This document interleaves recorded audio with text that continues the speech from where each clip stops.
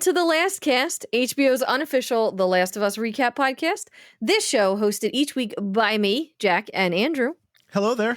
We'll take a deeper look into the mega TV series event, The Last of Us. We'll break down, assess, compare, contrast, and have a little bit of fun as we go. So grab yourself a cup of Joel's favorite blend and let's get on with it. Okay. All right. We're taking bets now. I've started a timer. To see how long this episode's going to be? Yeah. How many times will my watch prompt me to stand up and get your goal, Yeah. Will it be 3? Will it be 4? Will it be 4 times? Will it be 5? Are there even 5 more hours left in the day? No. There's no way to know. Yeah, just FYI, we're recording this at almost 9 o'clock at night. So if we have to be on schedule. Yes, if we're a little loopy, it's okay. It'll be better if we're a little loopy. So there you go. But before we did get a new review, but before we dive into that, I know I'm very excited. 2 new 5-star ratings and 1 review. So 5 out of 5. Yes. 5 out of 5 stars. Certified fresh. But on this show, there will be no spoilers, even if we, and by me, I mean, or and by we, I mean me, if we're a little vague. Royal we. We're a little vague sometimes. I apologize if that gets frustrating here and there.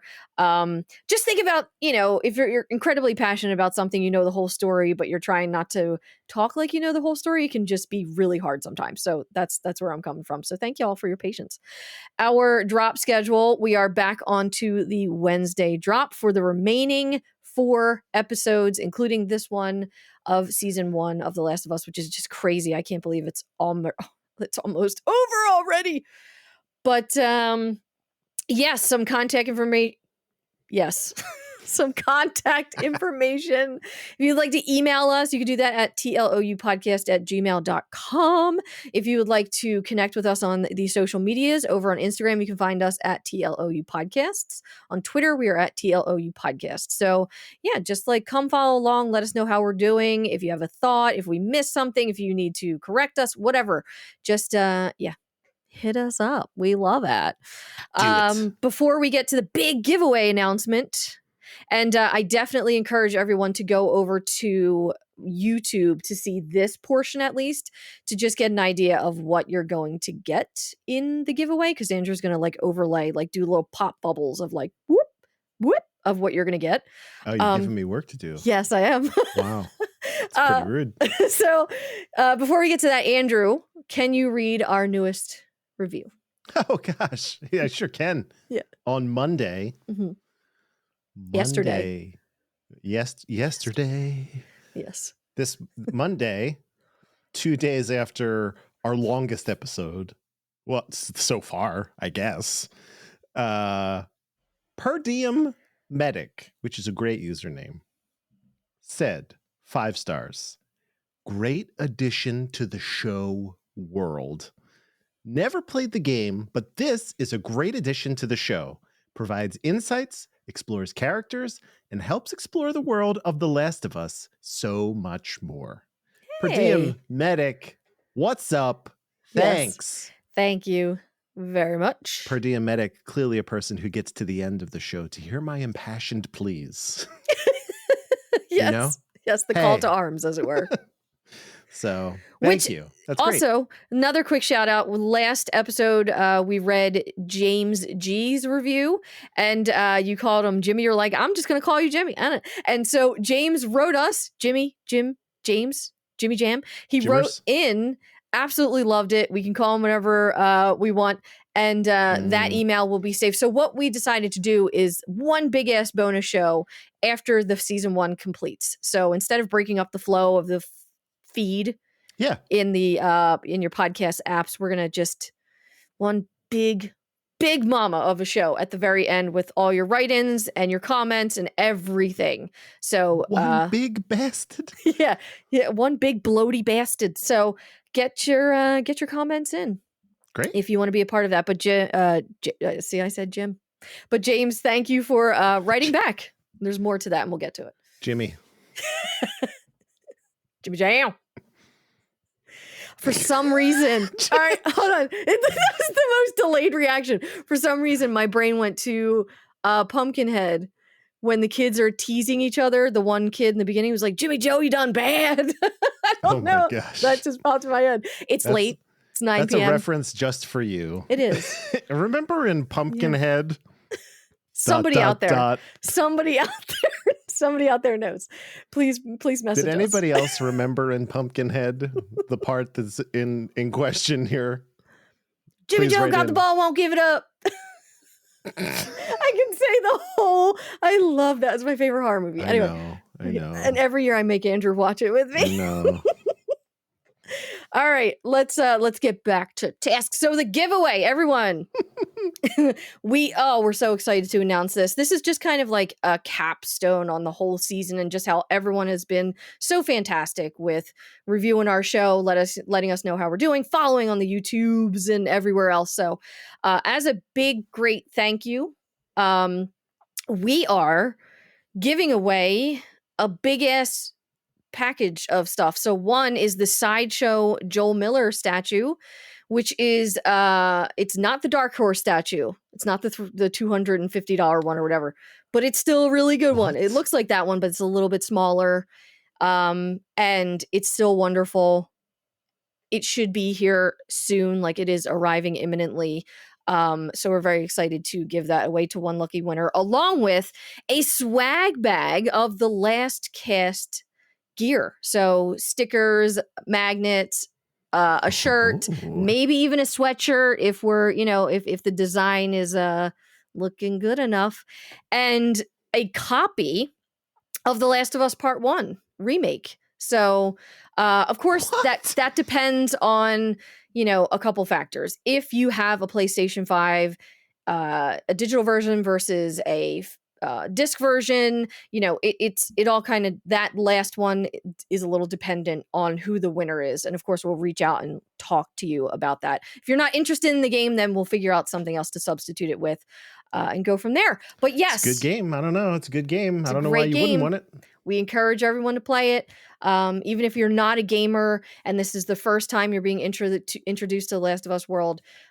Find your way to play this game, and we are going to try and help do that. So just to review, the last cast swag bag, Joel Miller statue, yes, from Sideshow, and a copy of The Last of Us Part 1 remake. So pretty awesome. All of the details, how to enter, what y'all have to do, because of course you're gonna have to like us and follow and retweet and stuff.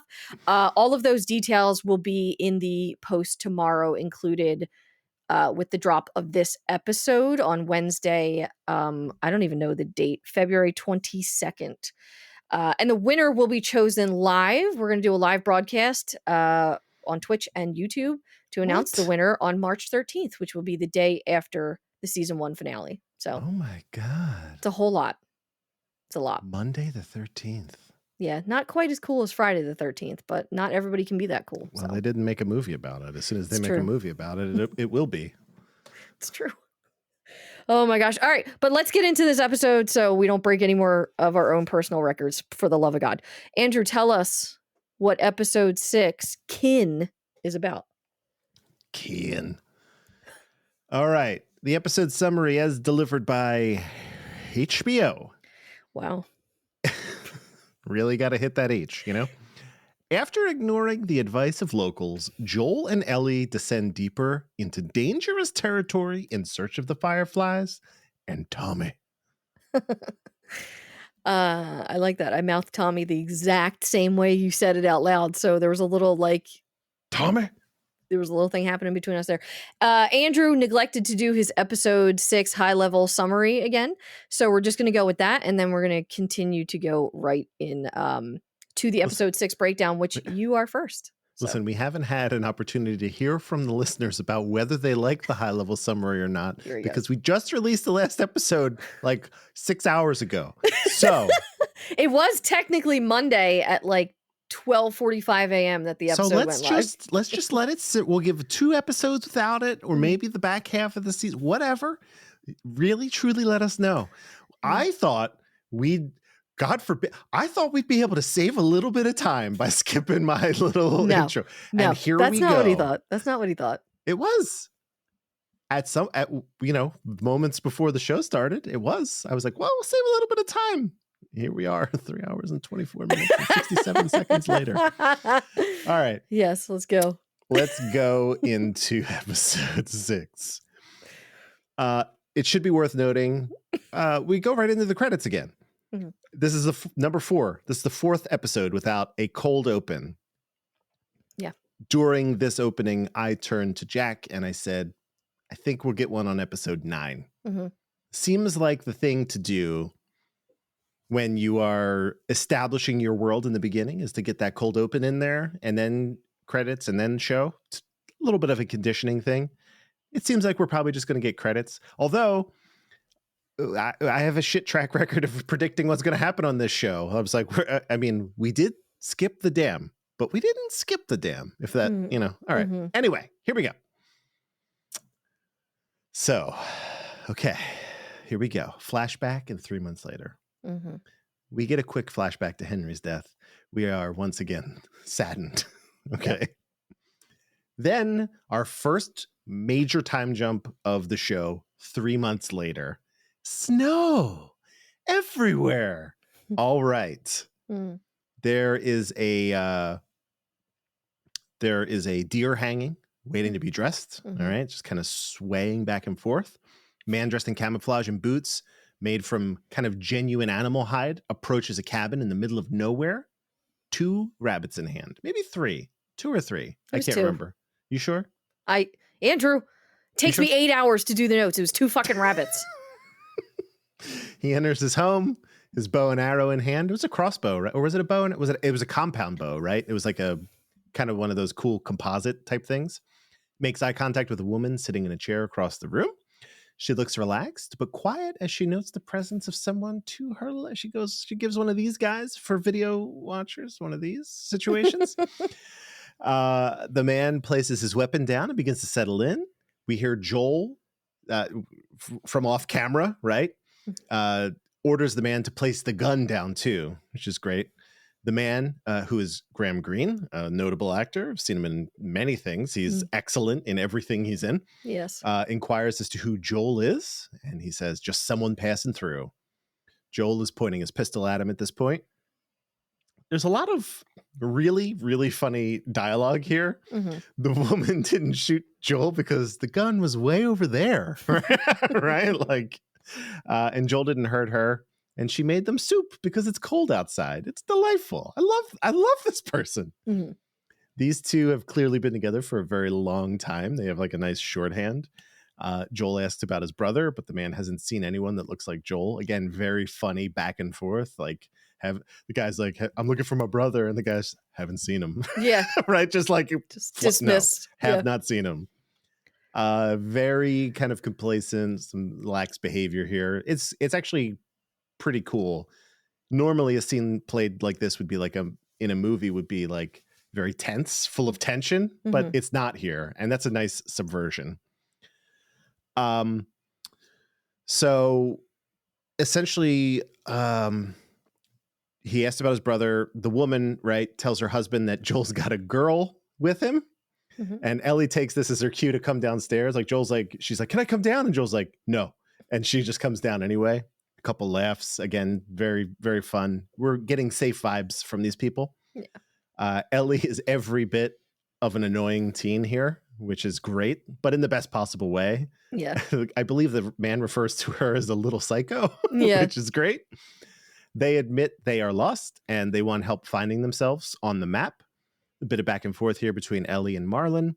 Sass all around. The wife just laughs at all of this because kids are great.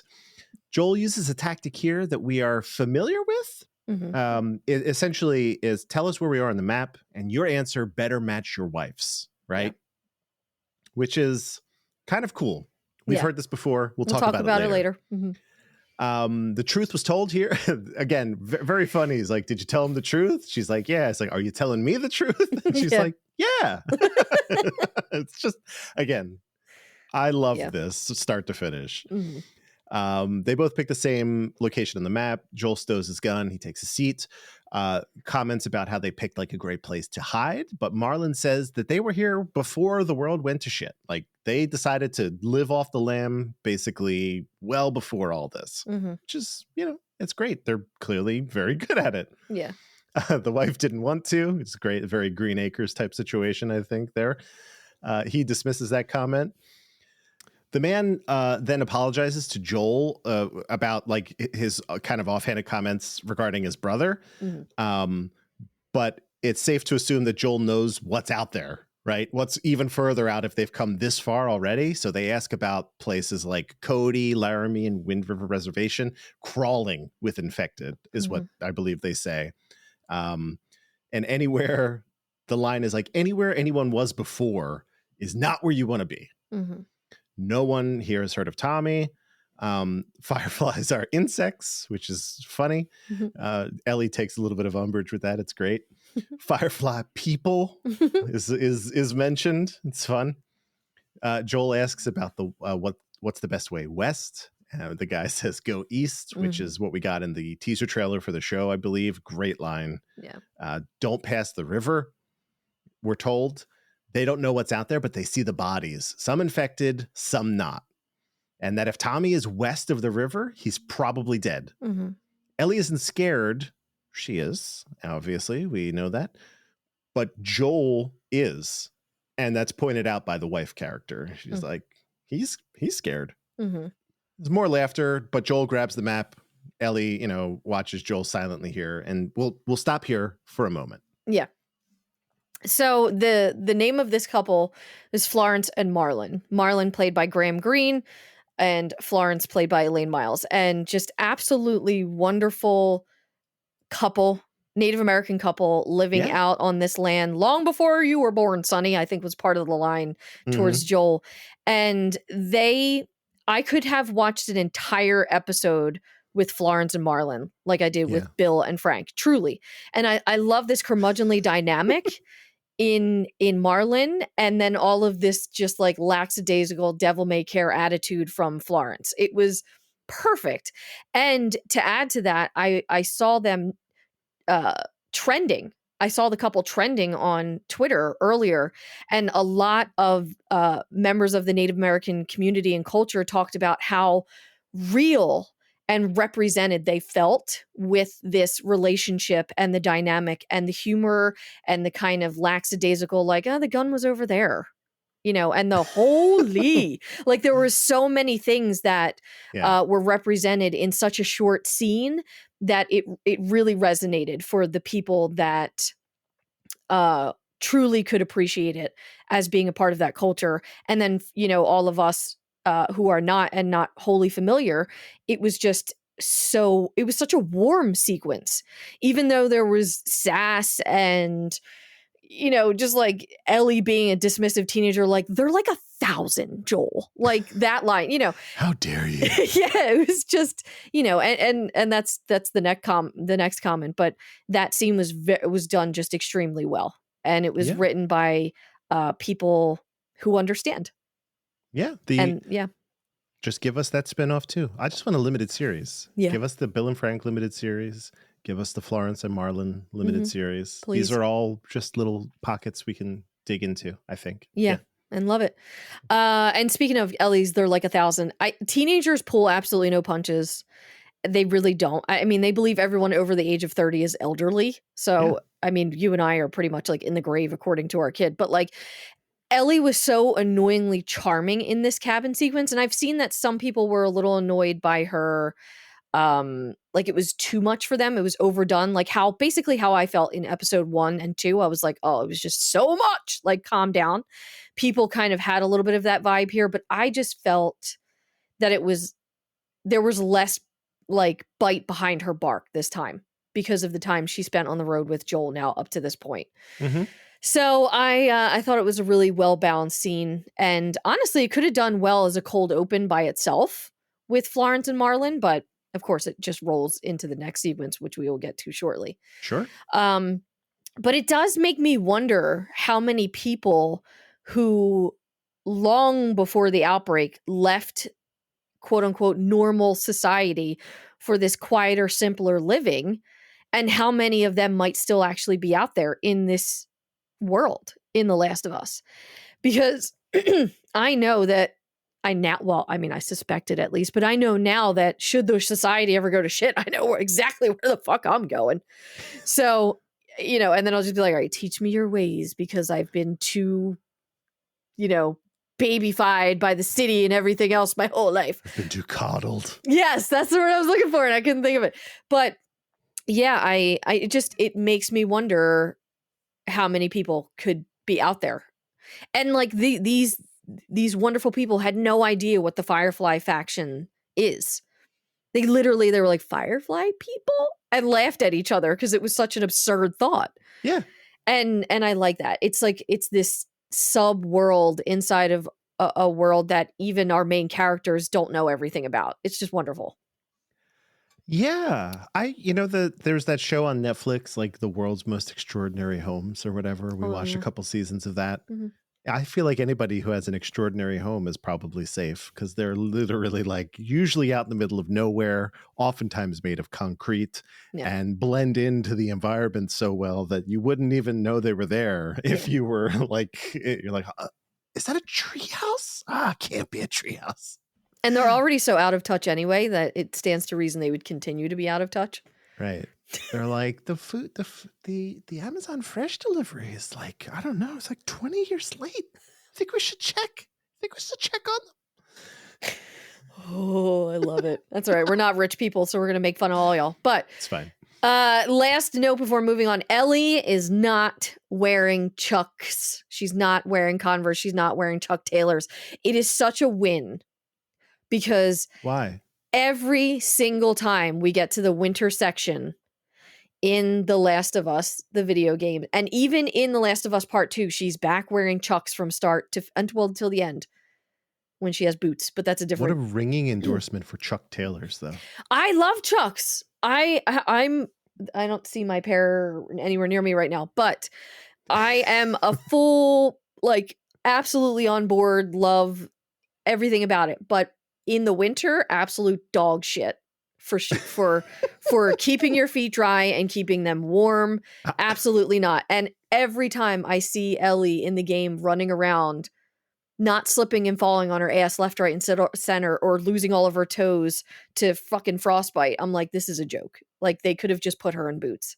Come on. Are you joking me right now? So I was very happy that Craig or somebody was like, get rid of the trucks. Just put them in her backpack until spring, okay? Put them in the purse. Yeah. We love a good Home Alone joke. So, yes, I just needed to make mention of it. But we are now outside. So Ellie asks if Joel actually believes the fear-mongering tones of the older couple that suggested the river of death. But Joel says that they've lived here a long time, implying their word is better than anything they might guess is going on. And he turns to find Ellie stealing one out of 2 rabbits and loosely tells her to put it back, but, he knows that she won't and probably is appreciative that she doesn't. But Ellie doubles down with how they've never heard of the Fireflies, so how the hell could they know anything, really? I mean, it stands to reason. But as Joel approaches the dilapidated fence, he begins to show signs of an oncoming panic attack. And his hearing begins to go, and Ellie sounds very far away. There's a ringing that happens. This is all very, very typical of panic attacks. Hello, hi. I experienced them. And Ellie asks if he's okay, if he's dying, because that can sometimes look like that, as scary as it is. And he tells her to shut up and that he's fine. That just the cold air got to him all of the sudden, and that's not it. But Ellie walks beyond him and says for them to go and find Tommy and the Fireflies. Just got to cross the river of death, no biggie. But they continue their trek, and the landscapes that are surrounding them are absolutely beautiful. And this is all to the sound of Gustavo's beautiful music. Mm-hmm. And Ellie notes the river of death being scary. And Joel shoots down her smart assery and says it's time to find a cave to hunker down for the night. And Ellie is starving, and she regrets now not stealing both rabbits. But Joel knocks that sentiment back with the fact that they can hunt their own rabbits. Thank you very much. And Ellie perks at the idea that he might teach her how to hunt, but he doesn't offer and instead tells them to keep moving. And it's nighttime now, and Joel is duct taping his boot by a campfire, and we'll talk more about that later. And the rabbit is cooking. that little tiny rabbit not providing much, but still enough. And then we see this beautiful shot of the aurora borealis above them, which is absolutely stunning, or just the aurora. I don't know if borealis is dependent on location in the world. It could be. But don't come for me because I'm not sure. But Ellie is higher above, standing on a boulder and staring into this night sky. And Joel whistles for her to come down. Otherwise, she might break her neck. And she takes a swig from, or he takes a swig from a flask.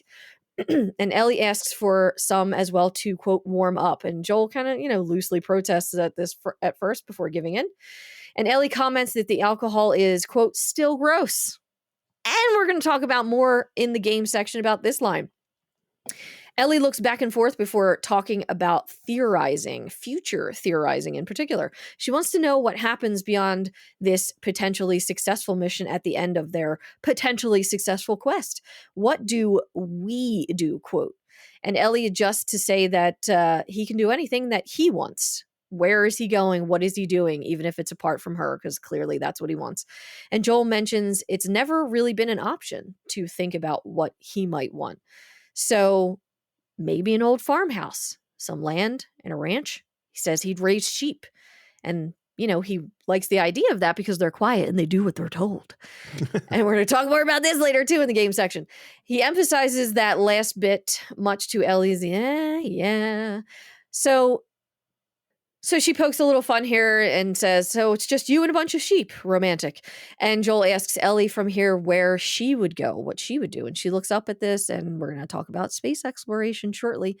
But she comments that she's always looking up because of her location and where she grew up, and that she read all about the space books. But Sally Ride is by far her favorite astronaut, and what a fucking cool name. And I totally agree. Yeah. And she sobers up after this brief fantasy concludes and wonders if the vaccine will work. She's starting to question things, and Joel says it's a little bit too late for that. But she admits here that she knew that Sam was infected before anybody else did. So she knew the night before, and that she tried to help him. And she put her own blood into his bite, and she understands that it was stupid, but she wanted to save him.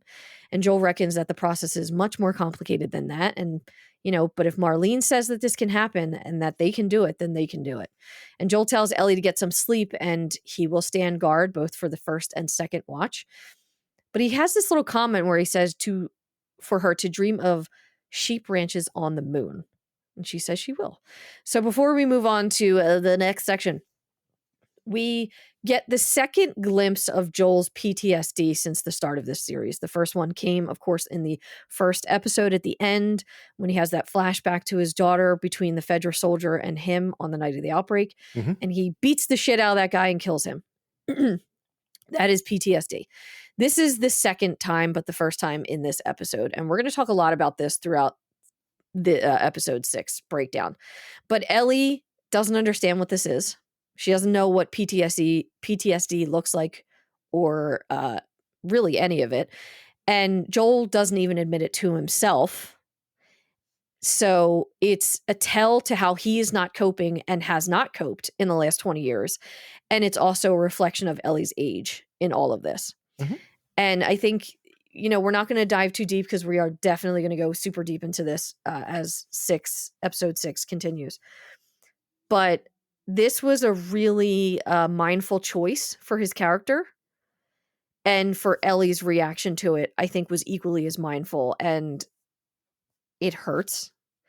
It hurts, and it hurts to say this, but it was wonderfully done. I agree. I mean, I think we have seen representations of panic attacks in popular media recently. I think Ted Lasso, season 2 or season 1, season 2. Yeah, Mm-hmm. that was the and very similarly executed. The hands opening and closing, or some sort of the hearing, what sweating, what you could describe as like that, the ringing, the tonight, like it's like almost like a tinnitus kind of situation. And the chest. General, the chest, the general sense of like claustrophobia, right? Even outside. So yeah, I think it was really well done. It got the point across in terms of like, I think audiences understand what it is, even without having explicitly being told what it is. So for sure. we've seen it enough that we understand it. So that's great. Yeah. And again, more coming on that. Just wanted you guys to know. Okay. Joel making it clear to Ellie that he doesn't want it to be a them situation after this whole business concludes with the Fireflies. But I want to kind of he's a hypocrite. Like, we know he's a hypocrite. We know how attached he is to her by this point and was in the game. But he's a much different character in the show than he was in the game. But he says, what do you mean by we? And then follows it up with, how about you sleep and dream about sheep ranches on the moon? So it's like this combination of what she wants for her future and what he wants for his future. And it's like, these are inextricably linked now, my guy. So what the fuck are you talking about? This isn't a we situation. This can't be more of a we situation than the moon is huge, okay? He'll have his sheep farm on one side. Ellie can hang on the other side. Yeah. Joel probably on the dark side. That's all right. I'll keep him company. And Ellie will be, hey.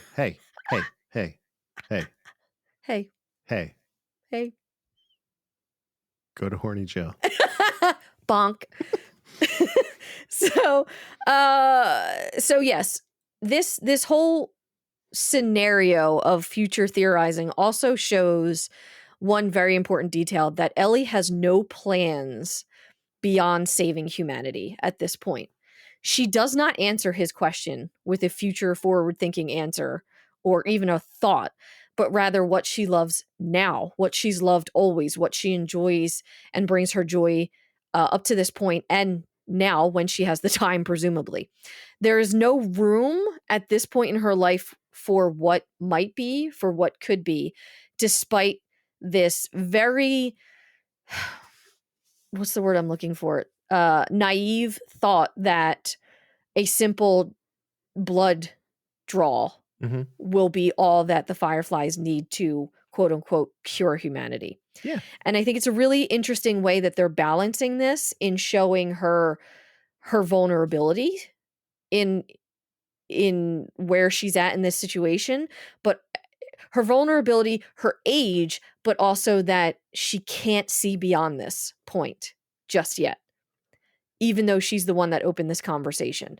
And it's almost a little somber because, she outwardly says like, oh, they're just going to draw my blood and blah, blah, blah. But the fact that she doesn't have these future plans probably has her in her mind. She's probably like, maybe I'm going to die too. And then Joel's going to be on his own. And I don't want to think about that. So instead, let's fantasize about the moon and space and everything else.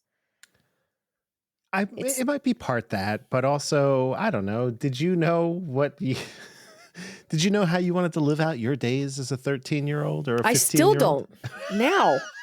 So there it is. Yeah. Joel, world weary Joel, a sheep farm might have actually been his dream back before that all went to shit. You know what I'm saying? So I don't know. All I'm saying is that it doesn't necessarily have to be doom and gloom on the side of Ellie.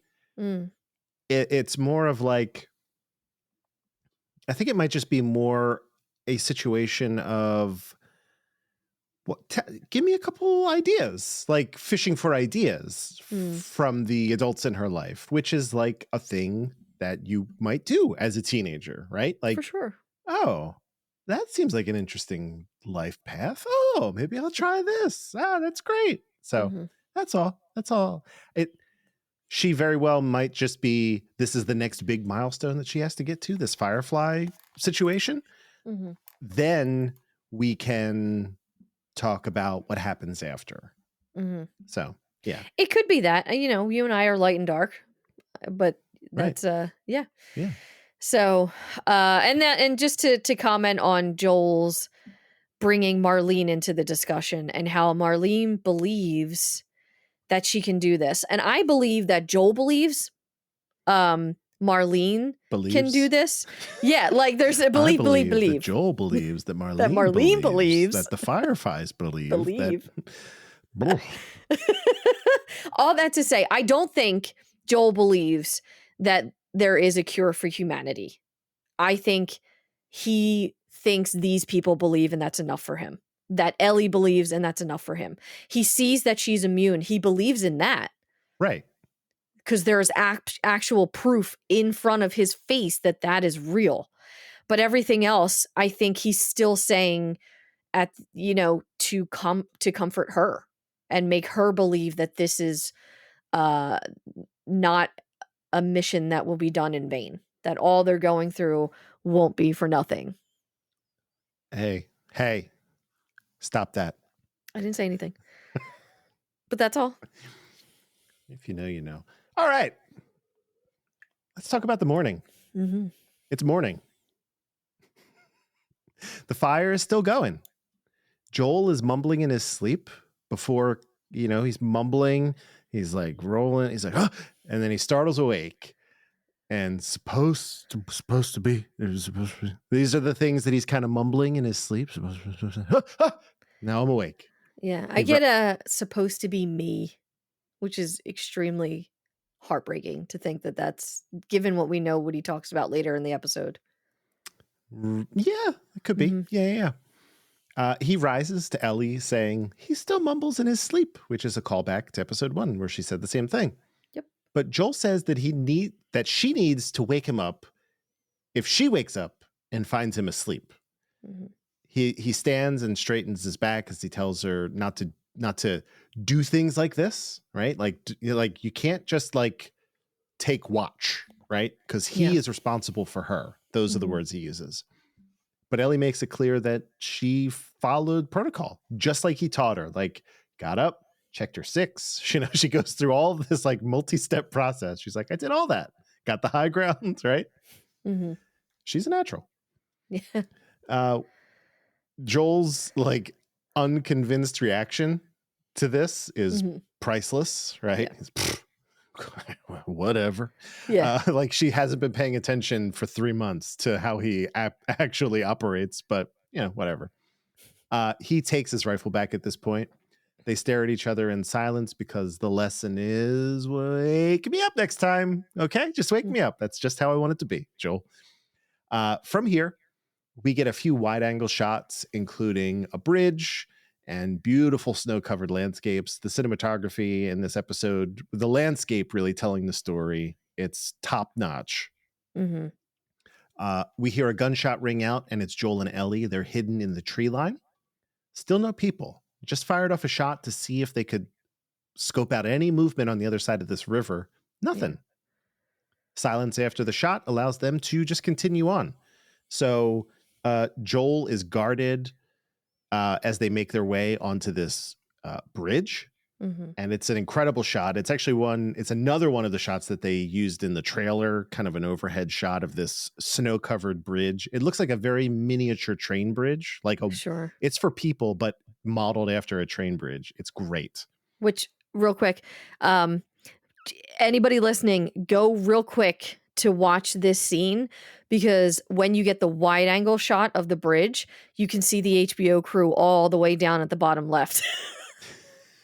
Are they like in the trees? They are in the trees. There's like a bunch of them in 2 different sections, and I'm like, that's fucking hilarious. Maybe those are just infected down there. No, they have cameras and gear and stuff. No, I think it was a television crew that got infected. Oh, that happens in Calgary often. Yeah, I mean Wyoming. Sorry, good. That's actually pretty funny. I'm sure by the time you watch this, HBO will have digitally painted them out, just like they did with the Starbucks cup. But I took a screenshot, so it's immortalized forever. Oh yeah, someone definitely has it, including yourself. So there you go. They continue to walk in silence, look ahead, to the side, behind, always kind of making sure everything around them is copacetic. Traveling alongside the river, Ellie is trying to whistle, which is funny. Mm-hmm. She's learning how, but as Joel says, it takes talent to whistle. Oof. This is a game thing too. Yeah. But, yeah. Ellie tells him he should teach her how to hunt and mimics him here, which is great. Jack, do you want to do the mimicry? No. Okay. All right. I just you never pass up a chance to do that. I Joel. Like mimicking Joel. He's easier to mimic. Fair enough. He believes she can handle the shooting, but not the dressing. And Ellie thinks it should be called undressing because that's why you've removed the guts and such, right? I agree, Ellie. Smart, it's a it's good observational humor, Ellie. They walk to the edge of the cliff and look down to find a dam. Ellie simply says, "Damn." Joel says she's no Will Livingston, but really, there is only one true Will Livingston. So, and Jackie has written here, who is likely Will Deddington now. Aw. Womp So just let's womp. sit with this.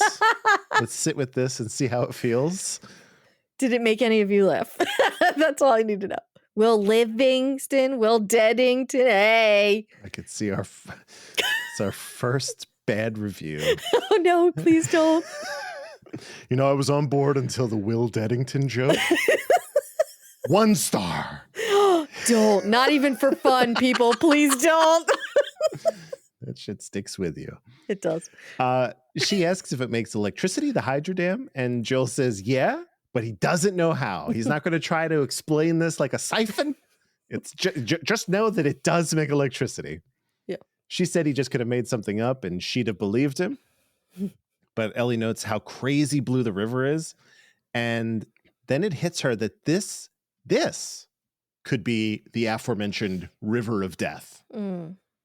That stops them in their tracks. And then Joel pulls out the map really quick and checks it. And just then, like, a bunch of horses and their riders come over a hill and completely surround Joel and Ellie. Whoops, it's the river of death. Uh-oh. Yep. Joel grabs Ellie's hand and gets her behind him. So very like a shield type situation. Not looking for trouble, just passing through. That's what Joel tells the one rider. Joel drops the rifle to show like, all right, I'm listening. We're listening. Mm-hmm. And Ellie takes a few steps back from Joel. And there is no talking this through, right? He tells Ellie it's going to be okay. Joel says there's no infected out this way. A barking dog, right, comes into the picture. Like, oh God. And the guy who brings the dog says, if you're infected, this dog will know and it will kill you in no uncertain terms, right? Yeah. So the dog first goes up to Joel, gives a couple sniffy sniffs, jumps up like a good boy, sniff, sniff, sniff, all good, right? Joel and Ellie, hands still raised, they remain silent. Joel starts to slip into his kind of ringing ear PTSD thing because the dog has now turned his attention to Ellie, right? Mm-hmm. The dog goes over, it's growling, it's very tense. The music is doing there's some rumbling, right? And Joel is like about to lose his shit, but the dog barks. Then we hear sweet sounds. Ellie and the pup are enjoying each other's company. Dog's licking her. Everything's all good. Crisis averted. Mm-hmm. We're fine. Dog is called back, and they've bought themselves a few more seconds.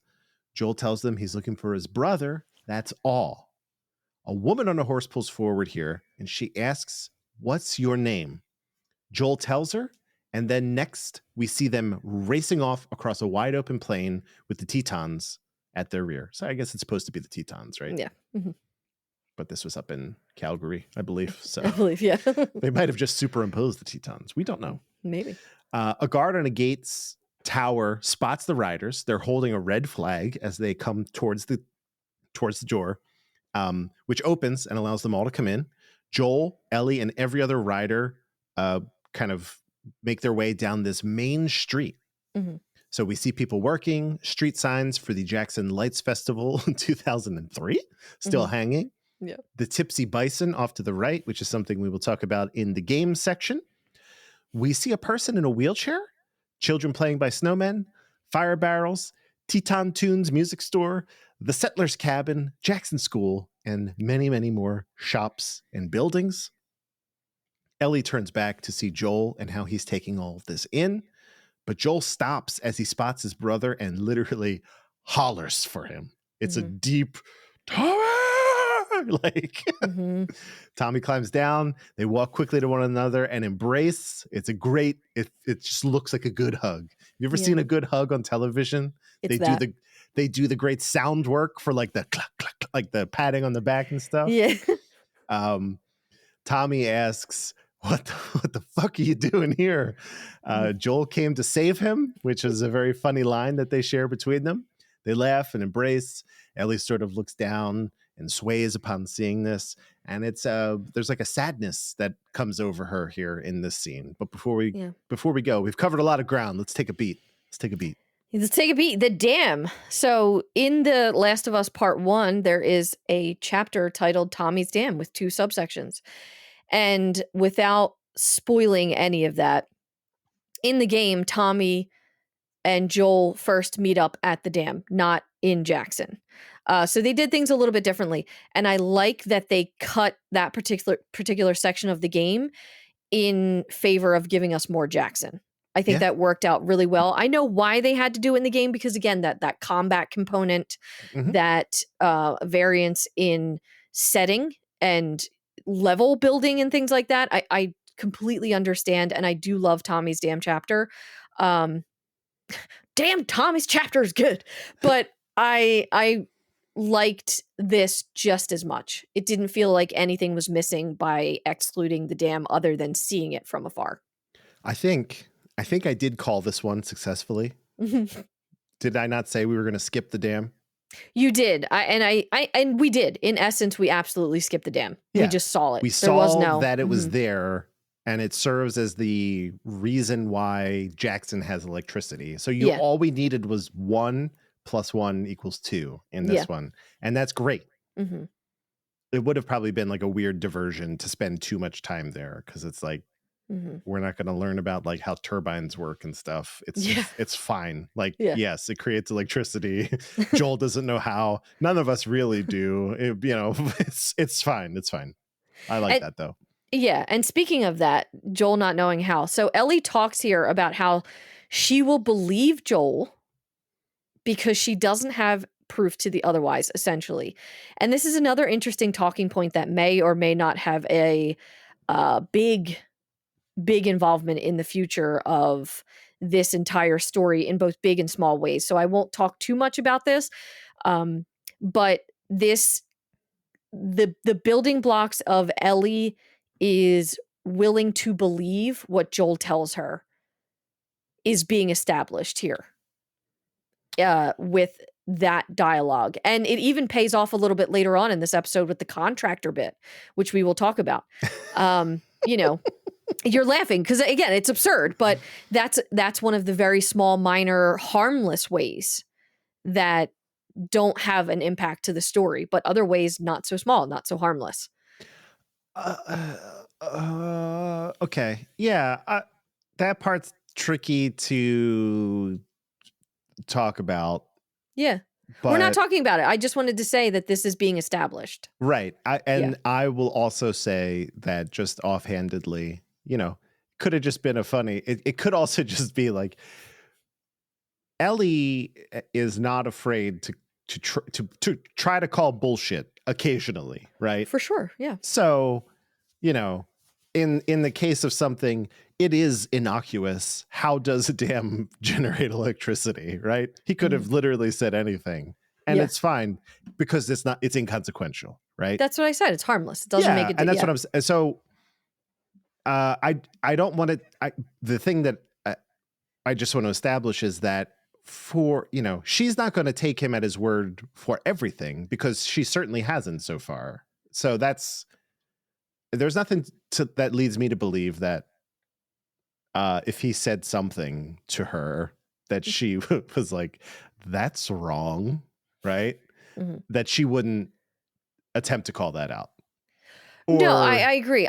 We talk about Ellie's intuition a whole lot, and I think that she's really, really great at reading people, right? And she has a don't bullshit a bullshitter kind of thing. Yeah, and I love that aspect to her. But I think when it comes to certain things, we've been talking about themes and certain elements that are being established early on now that will have much farther ahead payoffs. And I just think that this is something they wanted to put in specifically, and they did it twice in this episode. And, once you could kind of laugh away as, it's harmless. Twice, not so much. Contractors, Save it. It's going to be funny, that part. Uh-huh. So, but yes, in this moment, being surrounded by Maria's men, Jackson's citizens, Jackson's elite soldier unit. Jacksonians, uh, Joel experiences his second bout of PTSD in this episode. Thankfully for him, it was less severe than the one by the fence by Marlon and Florence's house, but it forces him into a state of inaction. He doesn't look around to see if Ellie's about to be mauled. He can't. He physically cannot move his body. He just stares ahead and he sees nothing. He hears nothing until that relief of Ellie's laughter. And then it allows him to kind of come back to himself and look over and see that everything's all right. Yeah. And again, this is another example of how spot on PTSD works and is for people that are just inundated with trauma, unprocessed trauma, unhealed heartbreak, and on and on and on. And it's not easy, and it manifests its way. It manifests however it manifests depending on the person. It doesn't look this way for everyone else, but it's relatable for so many. I mean, like, I absolutely have panic attacks. I had one so bad like a month ago. I literally, and you were out of town, I was like, I think I have to go to the hospital because I felt like I was having a heart attack. It was so bad. And I ended up just pacing around our bedroom for like 30 minutes, just calming myself down and trying to ground myself and find something to hold on to. It's a very real thing. And seeing it depicted this way with my favorite character in a different way is interesting. And I'm going to, again, we're going to continue talking about this a lot. But Joel and Tommy's reunion. I mean, who is cutting onions? Because I will find you. No, I cry at everything. But truly, Joel's shout made me laugh, but also made me go, oh God, like that like need to see your person to like hug them, that like desperation to be like, okay, they're okay. I can hug them. They're okay. I'm all right. And for a man like Joel, who was so inherently or innately, whatever, quiet and craves quiet. Like at the campfire, he said, I want sheep because they're fucking quiet and they listen, for a man who craves and lives his life very quietly, for him to completely forget where he is and shout for his brother, knowing, not even realizing that the whole fucking town is looking at them at this point, because who cares?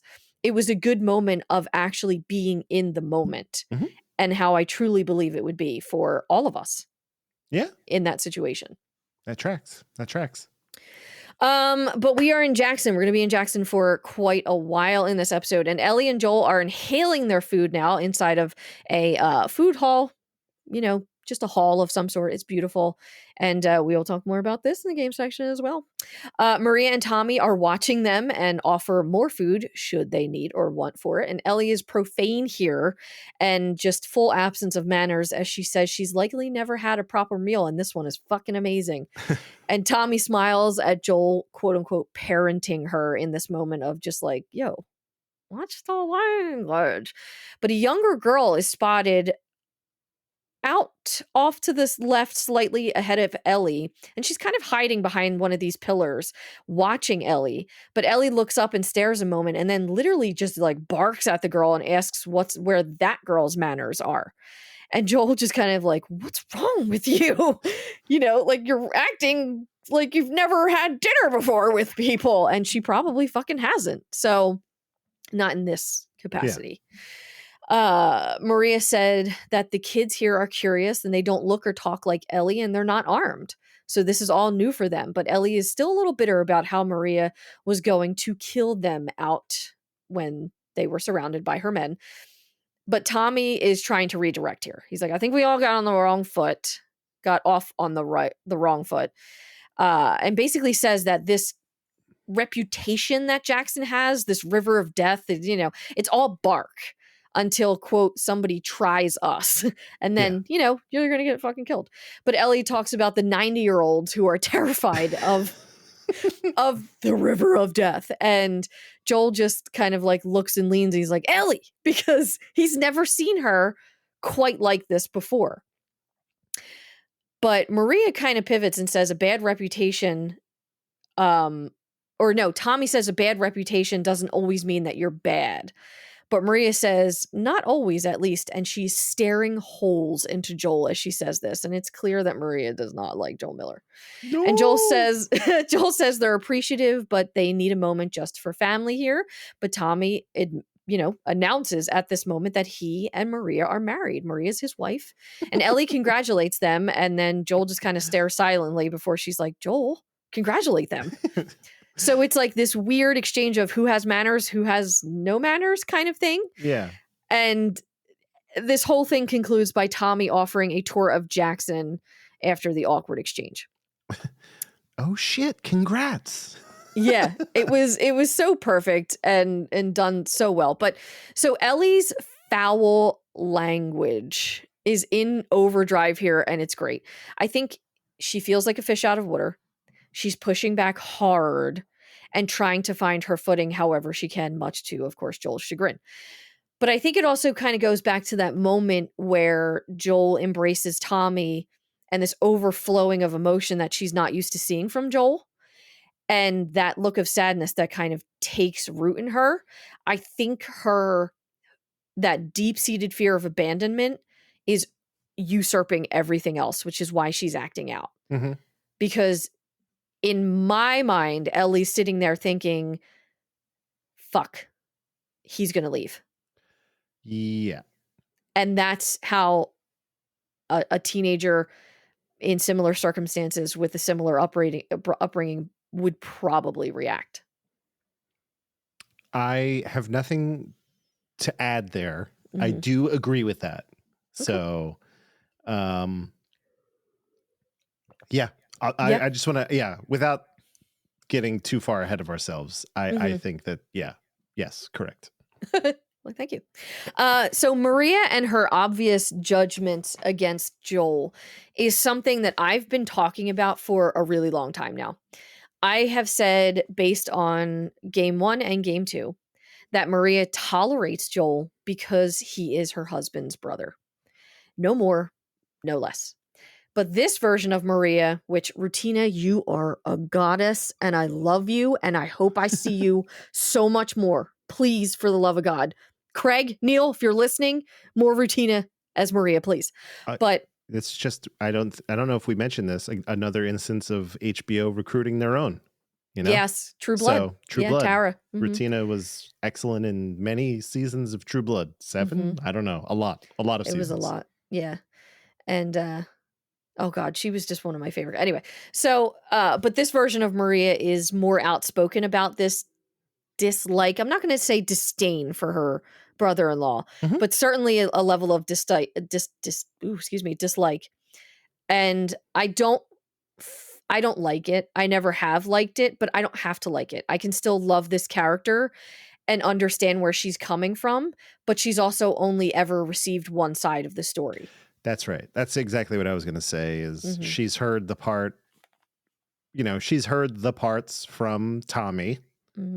And as we are about to learn in a little bit, Tommy is not entirely proud of all of the things that he may or may not have done or partaken in. And so he probably conveyed as much to his wife. Yeah. Without the potentially necessary context. I agree. So, that's where we can leave that. Okay. Joel asking for a private conversation with his family. So again, he's trying to exclude Maria, but in this same vein, he's including Ellie. And again, it turns back to that that hypocritical we statement by the campfire, because he's saying one thing, but he does another, essentially. And I think, even though we knew that Joel was not going to leave her and Tommy was not going to be the one to take her on the rest of this journey because we played the games, in that moment, had I never played the games, I would have known how empty Joel's plans to leave truly were, because he doesn't he contradicts himself constantly. and it's just like, oh, I need a moment with family. Maria, please be gone. But Ellie, girl, you stay, and back to that conversation in the car, in the truck, you keep going for family. Well, I'm not family. No, you're cargo. And now all of a sudden you're invited at the table with me and my brother. You're family. So things have certainly changed, even if he hasn't recognized them. Yeah. That's my less generous reading of that is that it is a conversation that Joel needs to have with his brother about this girl. Mm-hmm. And the conversation that needed to happen, which is the one that we see later. Sure. In the shop or wherever they are, right? Mm-hmm. With the cobbler, whatever kind of shop that was. It was like a leather shop. Yeah, the general store. That's the conversation that needed to happen between them. But if Maria left at this point, if she acquiesced and said, fine, family, whatever, that's not the conversation that would have happened. Mm-mm. Things probably would have gone a lot differently if the conversation that Joel wanted to have at that point happened. You know what I'm saying? I agree. And that is a result of Joel acting out of, that's him acting out of fear rather than logic, I guess. Right. So I really like that. Only I really like the rejection of it. I really like that Maria doesn't have a fondness for Joel, because that in a sense kind of pushes him to be better. I like that. So I do agree. Not for Maria, but for Ellie. Right. Yeah. That's it. All comes full circle. There are two conversations that happen in this episode that needed to happen. Right. Yes. And neither of them would have if this pivot right here had gone a different way. Right? Yeah. And I agree. That's what I love about how this ended up going. Yeah. Perfect. No, I don't have anything more to add to that. I do agree. But we're still kind of at the table in discussion, talking topics. But Ellie's manners versus Joel's manners come into play in a couple ways here. So Joel bites at Ellie for her language and the attitude that she's exhibiting at the table. But when good news is shared, Joel is the one who slips into this kind of rude silence versus the customary congrats. And they're both halves that will inevitably make one another whole, but they're not quite there yet. And I think it's a lot of these things that we've been talking about. It's like almost instant payoff sometimes. When we talked about the gun with that Ellie took from Frank's desk or whatever, right? Like we thought it wasn't going to come into play until episode 9. It was like, bam, the next episode, this shit came. Scene 1, episode 4. Yeah. So it was. Shit. They do that really well, but they do it exceptionally well with dialogue and nuance. So yeah, there's a lot being paid attention to, in my opinion, or a lot to be paid attention to rather in these scenes and these sequences that might go on, that just might be missed essentially for like, no, that was funny. But it's like, yeah, it is funny. But at the same time, it's like there's a reason to everything in shows that are this big. Yeah. It is essentially what makes these characters uncomfortable. What is making Ellie uncomfortable is this new relationship that, new to her relationship that Joel has with his brother, which is causing her to act more, go hard, right? Yeah. And what makes Joel uncomfortable is this relationship that his brother has with this person, Maria.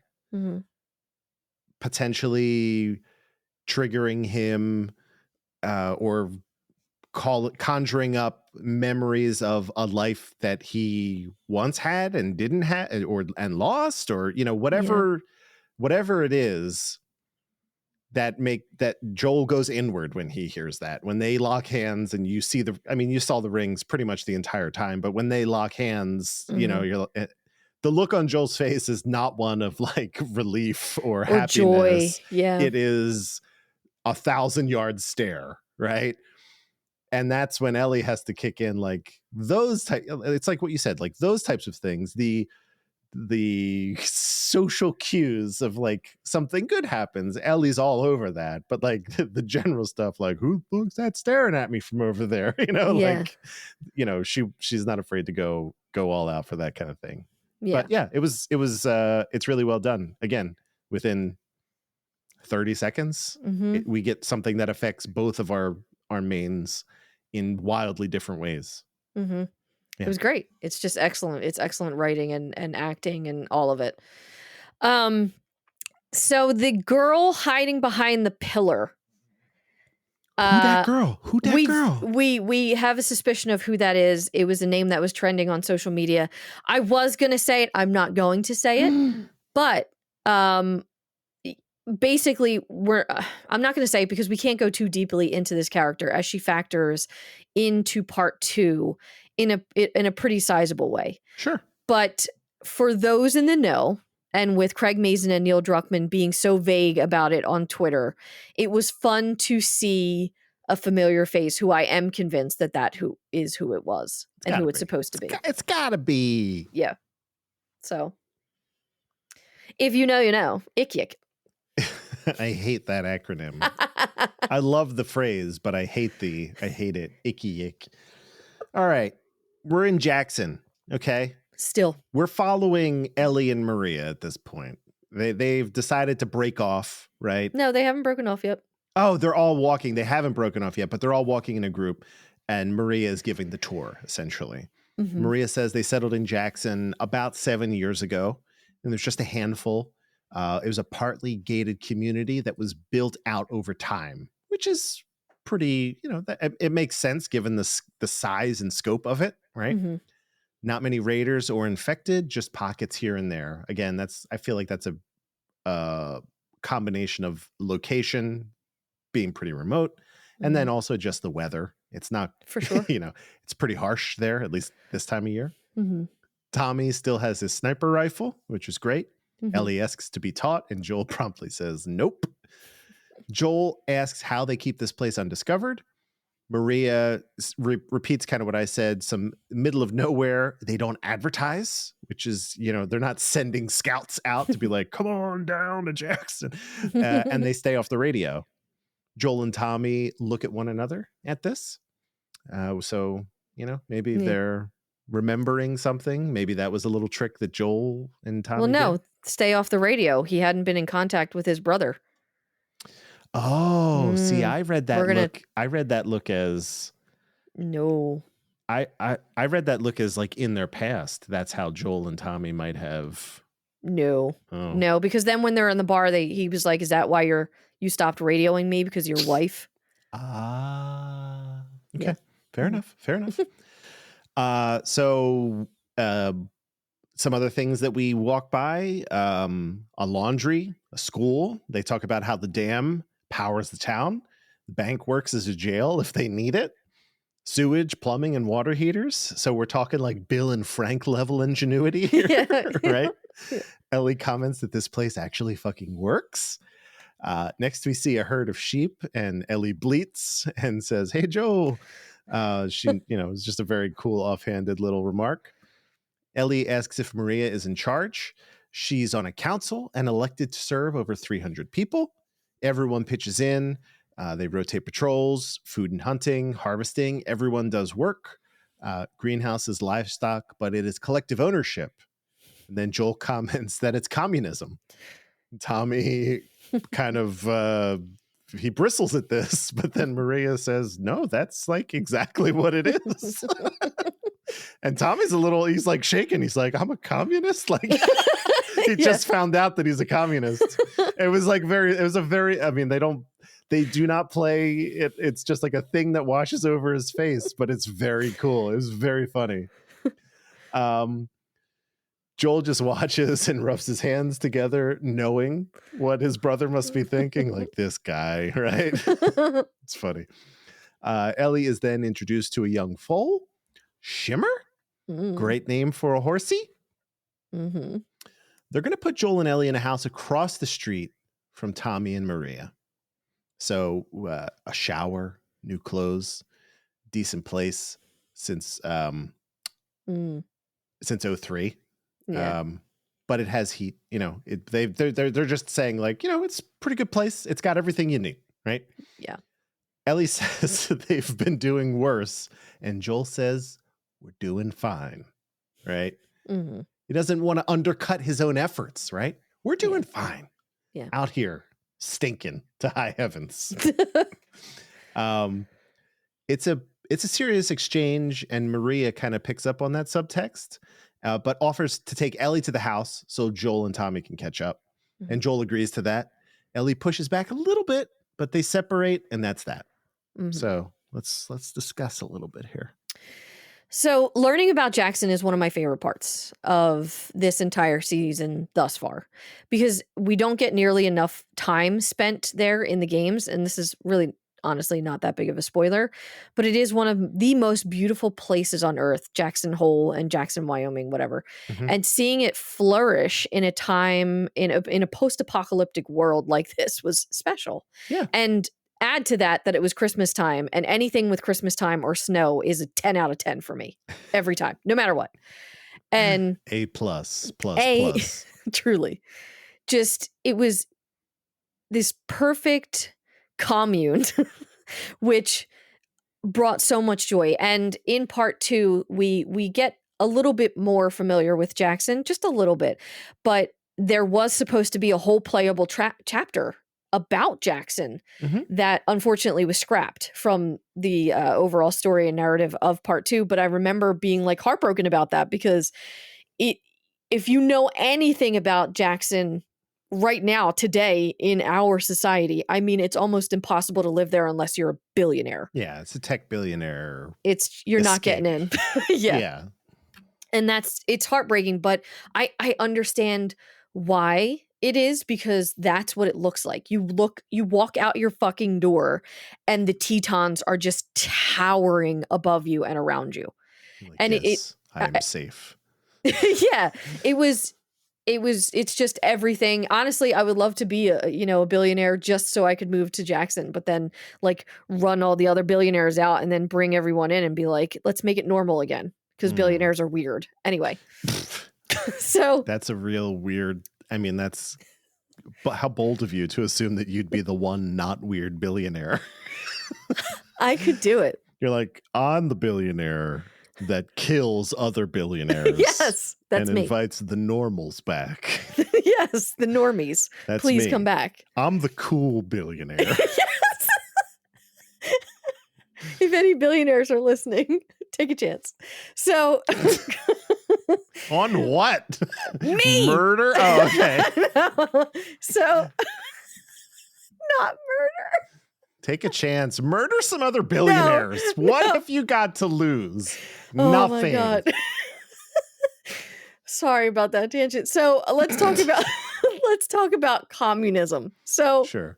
I loved how the moment that they're discussing the leadership and the operations in Jackson stopped Tommy dead in his tracks. Yeah. This American sniper soldier just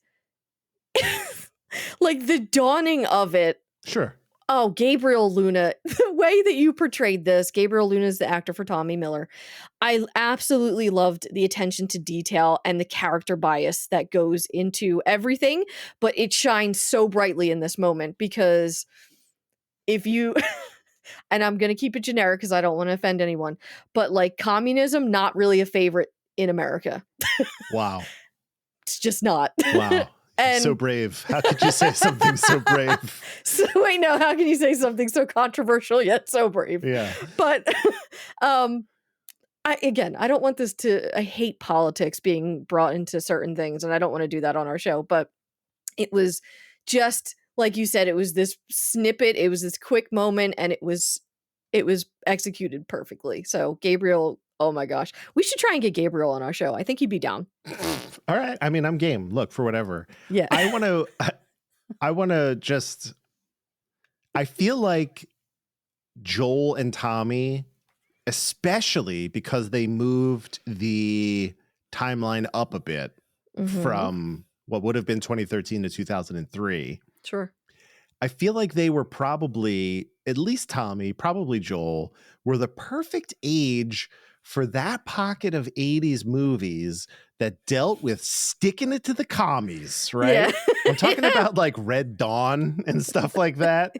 And there are a couple other ones, but like, that's what I think is probably informing a lot of his thoughts on communism, right? Yeah. Which at its core has some pretty good ideas that are being implemented in Jackson shared ownership and stuff At like its that. core. Right. However, when you think communists, you probably think of like the Soviet Union and Russia, whatever, and how twisted that has become. Yeah. But, you know, what the Jackson implementation of communism seems pretty good so far. Yeah. So far. Let's hope it stays that way. Right. If you get an incorruptible leader like Maria in place, then things are great. Yeah. But man is flawed. And so, but yes, that's it. That's it. Yeah. No, that's good. I'm glad you brought that into that because I just wasn't thinking 80s movies. It's perfect though. Yeah. But Joel, at the end of this conversation about learning about everything, Joel gets really serious about the idea of settling in Jackson or settling in Jackson specifically with Ellie, or the idea of staying somewhere and actually having peace. Like it's these kind of competing factors all coming for him at once. And I think this all feeds into that PTSD, and his PTSD is feeding into his perspective with all of this Jackson and Ellie and settling and peace, you know? Yeah. And I don't necessarily believe that he's holding himself back from living a life of peace and happiness, whatever that might look like to someone like Joel Miller. But I think the concept is so foreign that he pushes back at it because that's his normal.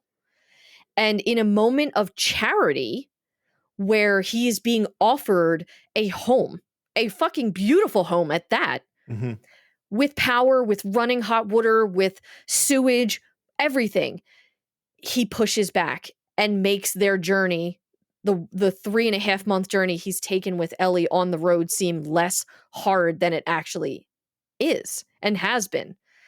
And I I just think it's this all-encompassing reticence to accept his current state of events and affairs. And, you know, maybe that's because of what is just bubbling in his mind, and the PTSD that's growing and getting worse and worse and worse, and all of these unsaid feelings and all of, you know, I can't do this anymore. It's all just unsaid and becoming this giant monster inside of him that says, no, being on the road is way fucking better than having that awesome house with power, water, and I can like poop in a toilet. It's great. Like, it's so sad to see that, but it's so real. Yeah. A couple of the, I think about the last time that he had those things and what was lost, right? Yeah. If you have those things, you can lose those things. If you don't have those things, you can't lose them. Yeah. Can't be taken from you. And his whole life has been, or post 2003, his whole life thus far seems to be fighting and surviving. And those are the things that he is good at, clearly.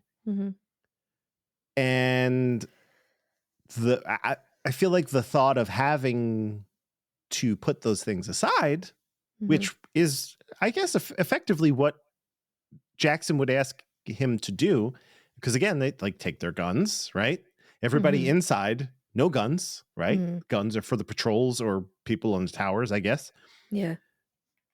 You know, I don't know if he could picture what life looks like without the gun. He's always had the gun, right? So, yeah, I mean, I tend to agree with you here. I also think it comes from a place of like, can't lose it if I don't have it. Yeah. And that has been his life since Sarah. Like, can't lose it if I don't have it, right? But that's what I'm saying. That's Yeah. why he's pushing back. He's only ever had, I guess the only other things he's had would be Tess and Tommy, right? And he lost both of them. And well, to an extent. we saw what just the idea of having lost Tommy pushed him to need to do. Like, he's like, if I lost this, I have to go across the country. He's literally losing his mind in Boston to the point where he's like, we got to make deals with the Fedra guys to get a battery, to get a truck, deal drugs. Doesn't matter. Take extra shifts, all that shit. Yeah. And then what losing Tess also did to him, right? So again, he sees like what could be the ideal in a post-apocalypse, right? Like a life where you actually have food and a purpose and people who care about you. He's like, I don't know if I could do it again, right? Yeah. Yeah. I agree. It's hard. It's hard to see that play out so quickly without any words being said. And Pedro did such a phenomenal job conveying all of that. That's why we're here talking about it, because he did his job to the nth. So let's just get Pedro on the podcast, you know? Maybe Pedro and Gabriel on the same show. Oh my God. The brothers. And Bella. The brothers Miller. The brothers Miller, yes. Oh God. I gotta calm down. We're not there yet. But if you're listening and you think we're there, let's go. You can tell for Ellie how unsettling it was that Joel just walked away from her as though it was nothing. And this also happened in the game. There was a little pushback where she was like, Joel, you know, and he's like, no, it's fine. It's fine. I think he was a little bit more brash about it in the show than he was in the game, actually, which is usually the other way around the last couple episodes. But I think all of his talk about being responsible and all of the orders and protocol that he's given to her over the last few months and just drilling things into her, like how to do things, how to survive, what we need to do, what we can't do, and on and on and on. And now all of a sudden he's in this settlement, he has his brother, and he turns his back to her. Yeah. And it sows those seeds for Ellie, again, the ones that she was already starting to choke on in the hall and acting out because of them. Yeah. So it's all just kind of building, of course, to this precipice that comes later in this episode, of course. Yeah. I wanted to, before you get started, I just had one more terrible 80s movie that Tommy probably saw that I couldn't think of the name of, and I Googled it really quick. It was called, it's a Chuck Norris movie. Oh, no. 1985, a great year, called Invasion USA. Oh. And it's basically Chuck Norris versus maybe the entire Russian army. Spoiler alert. Chuck wins. So I knew it. That's all. I feel like that might have been a Tommy's jam, just based on the rah-rah America, join the military type stuff.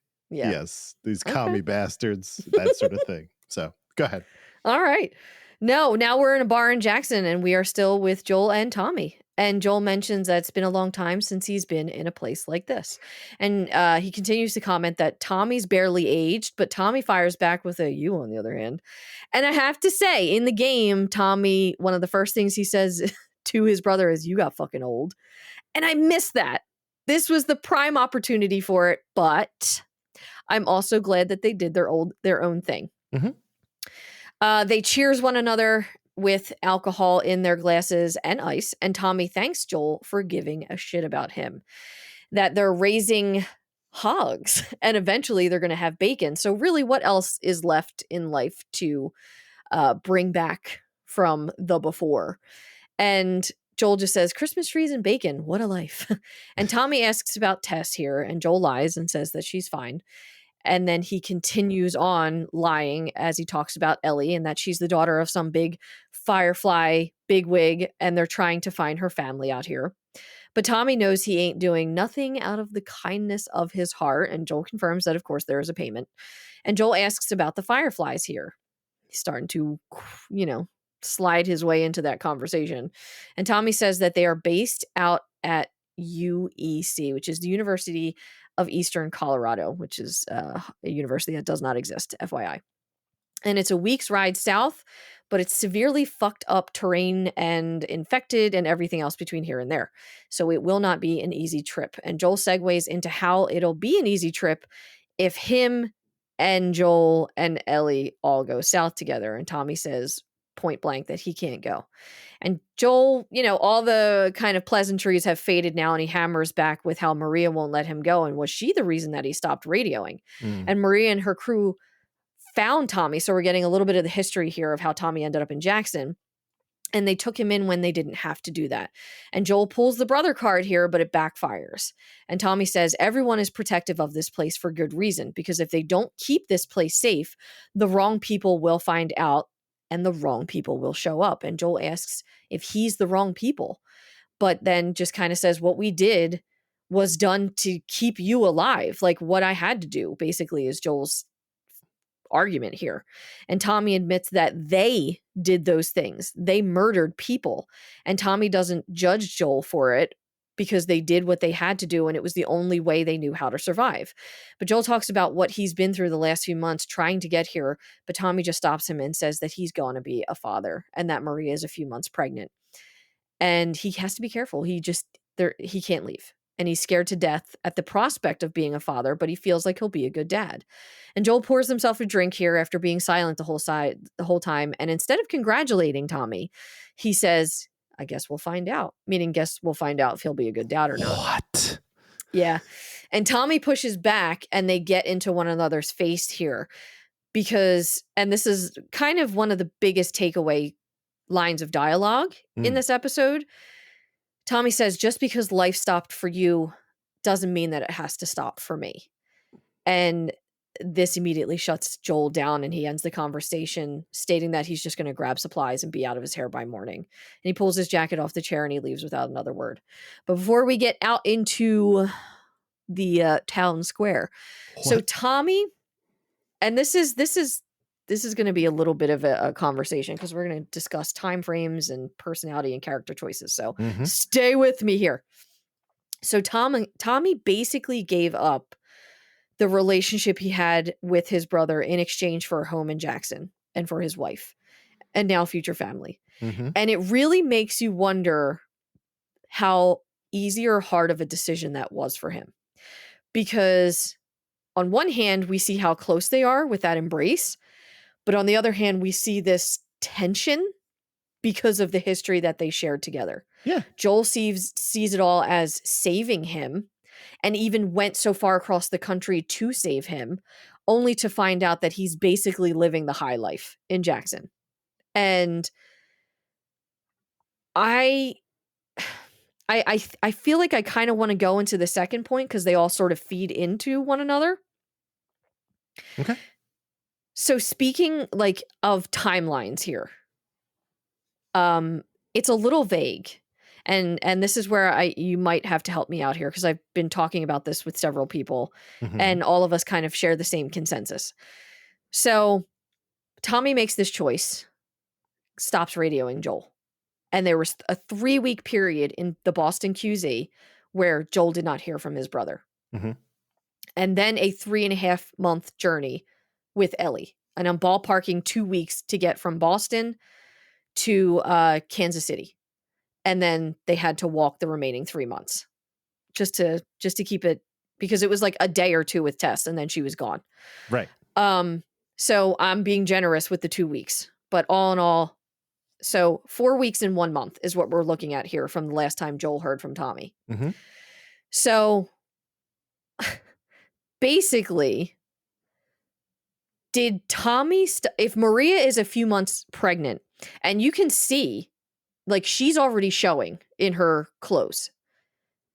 I mean, I have a child. I saw how fast I got big. I mean, I'm also 5'1" and you're 6'3". So like, of course her genetics took after you. So I was enormous fast, but all that to say, like, you can tell that Maria is pregnant. They don't talk about it and Ellie doesn't make note of it, but the timeline of when Tommy stops contacting Joel seems around the time that Maria probably found out she was pregnant. And if that's the case, Tommy basically drew that line in the sand of, I can't keep my brother in my life anymore. But in that same vein, how fucking long has Tommy been in Jackson? So I have to assume that he's been there long enough to, become a part of this community, an active member participating and working in the community, bringing what Tommy brings best, more than just his sniper skills. He was, he was a contractor. He worked in construction, so that's something else that he brings to the table. So he gets to Jackson, question mark. We don't know when or how long. Then he has to meet, fall in love with Maria, get married, and then they get pregnant. But we are only seeing a 4 months and 1 week window here at most. Yeah. So it's like, it's very vague with all of these details, and time is very important to me when it comes to The Last of Us, because some things just don't make sense in the games, and then other things are like so spot on. But I can't, I don't know. It hurts me to think that Tommy was in Jackson for X amount of time and communicating with his brother every week, even though they didn't have a good relationship at that point. He left because he could not stand what he had done with Joel. Yeah. It was becoming too much for him. So he broke away from his brother, but that didn't mean that he doesn't love his brother anymore. And they didn't do that courtesy call of a quick radio just to say, yo, man, I'm good. Talk to you next week. That's all that was needed. And that's all I'm assuming it ever was in the communication between the Boston QZ and wherever Tommy was.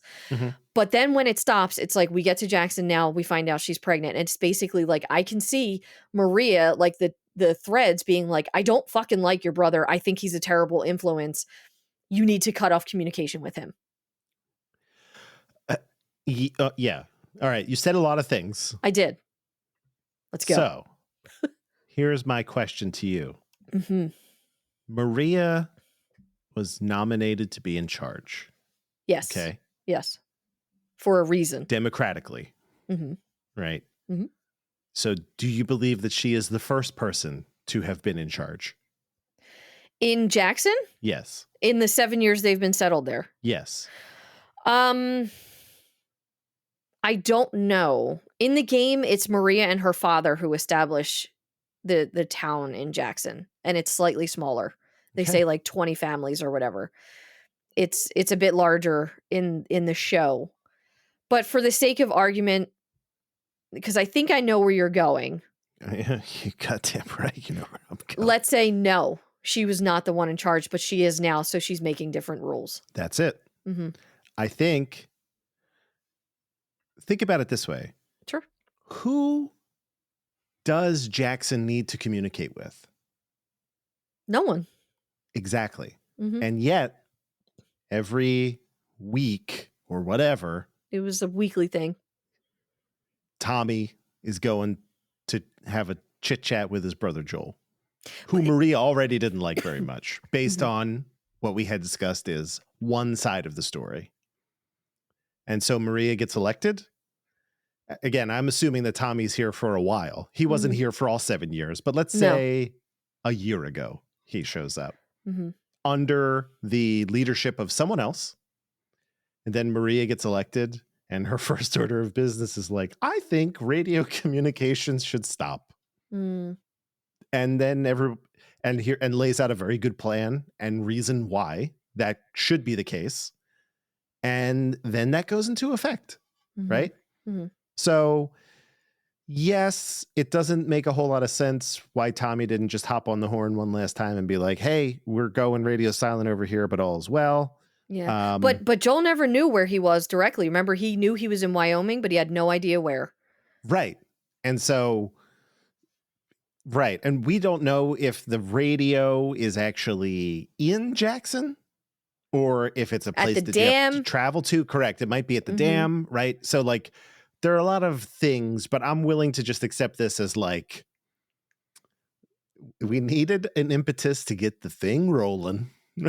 Well, wait, let's put our thinking cap on real quick. I'm pretty sure the guy that Joel was talking to in the radio room mentioned, was it Cody, Wyoming? Right.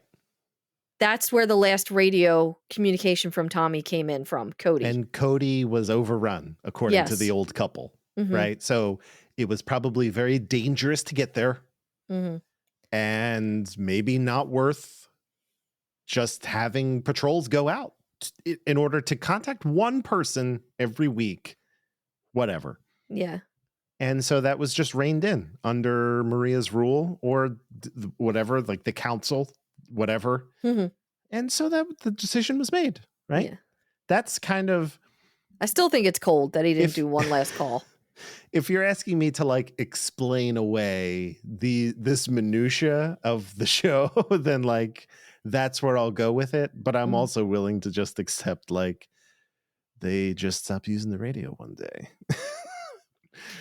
The day that they decided the radio was no more, they smashed the shit out of it. So Tommy couldn't even get that last call in, you know? I mean, I don't think that's smart either, because in the event of like a terrible raid or something, I don't know, because like, does any other community even know about Jackson? Exactly. So again, who would you radio? That's why I preface by saying, who does Jackson talk to right now? And if it's no one, then the radio is actually worthless, except for this one thing that Maria doesn't really like very much. Yeah. So that's kind of my thought. It feels like, I don't want to assume that like Tommy gets taken in and he's like, damn, Maria, and gets her pregnant and is like, I guess we should do the right thing here. And then like, I just like to think that they fell in love and they had a very nice time together. Because they have the time and the safety too. Right. And they decided to start a family and get married. Like, imagine Bill and Frank's story. Yeah. Now just sub out Bill and Frank for Tommy and Maria. Effectively. Yeah.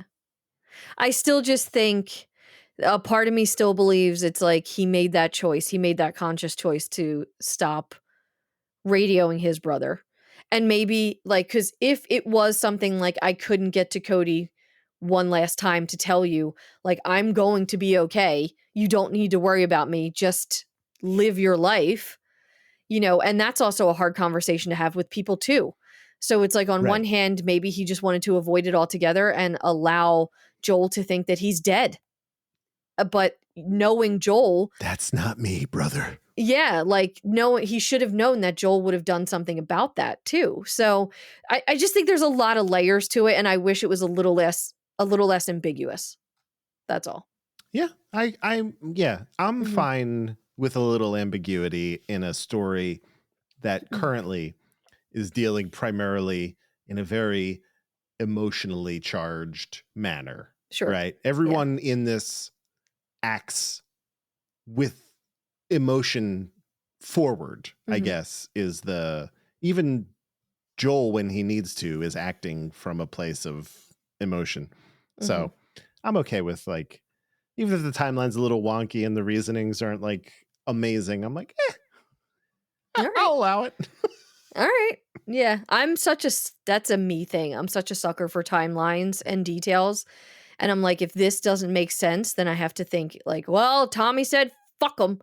And that's that. You gotta get in touch with Craig right now at Mason on Mastodon or whatever he uses.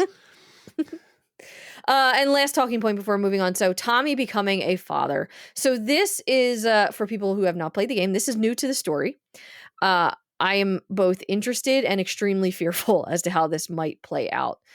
But I think Joel's reaction to shut down and to feel no excitement on or for his brother was gut-wrenching, because we understand that Tommy had every right to snap back at Joel the way that he did, but it just served to further this divide that has clearly been growing between them for years and years.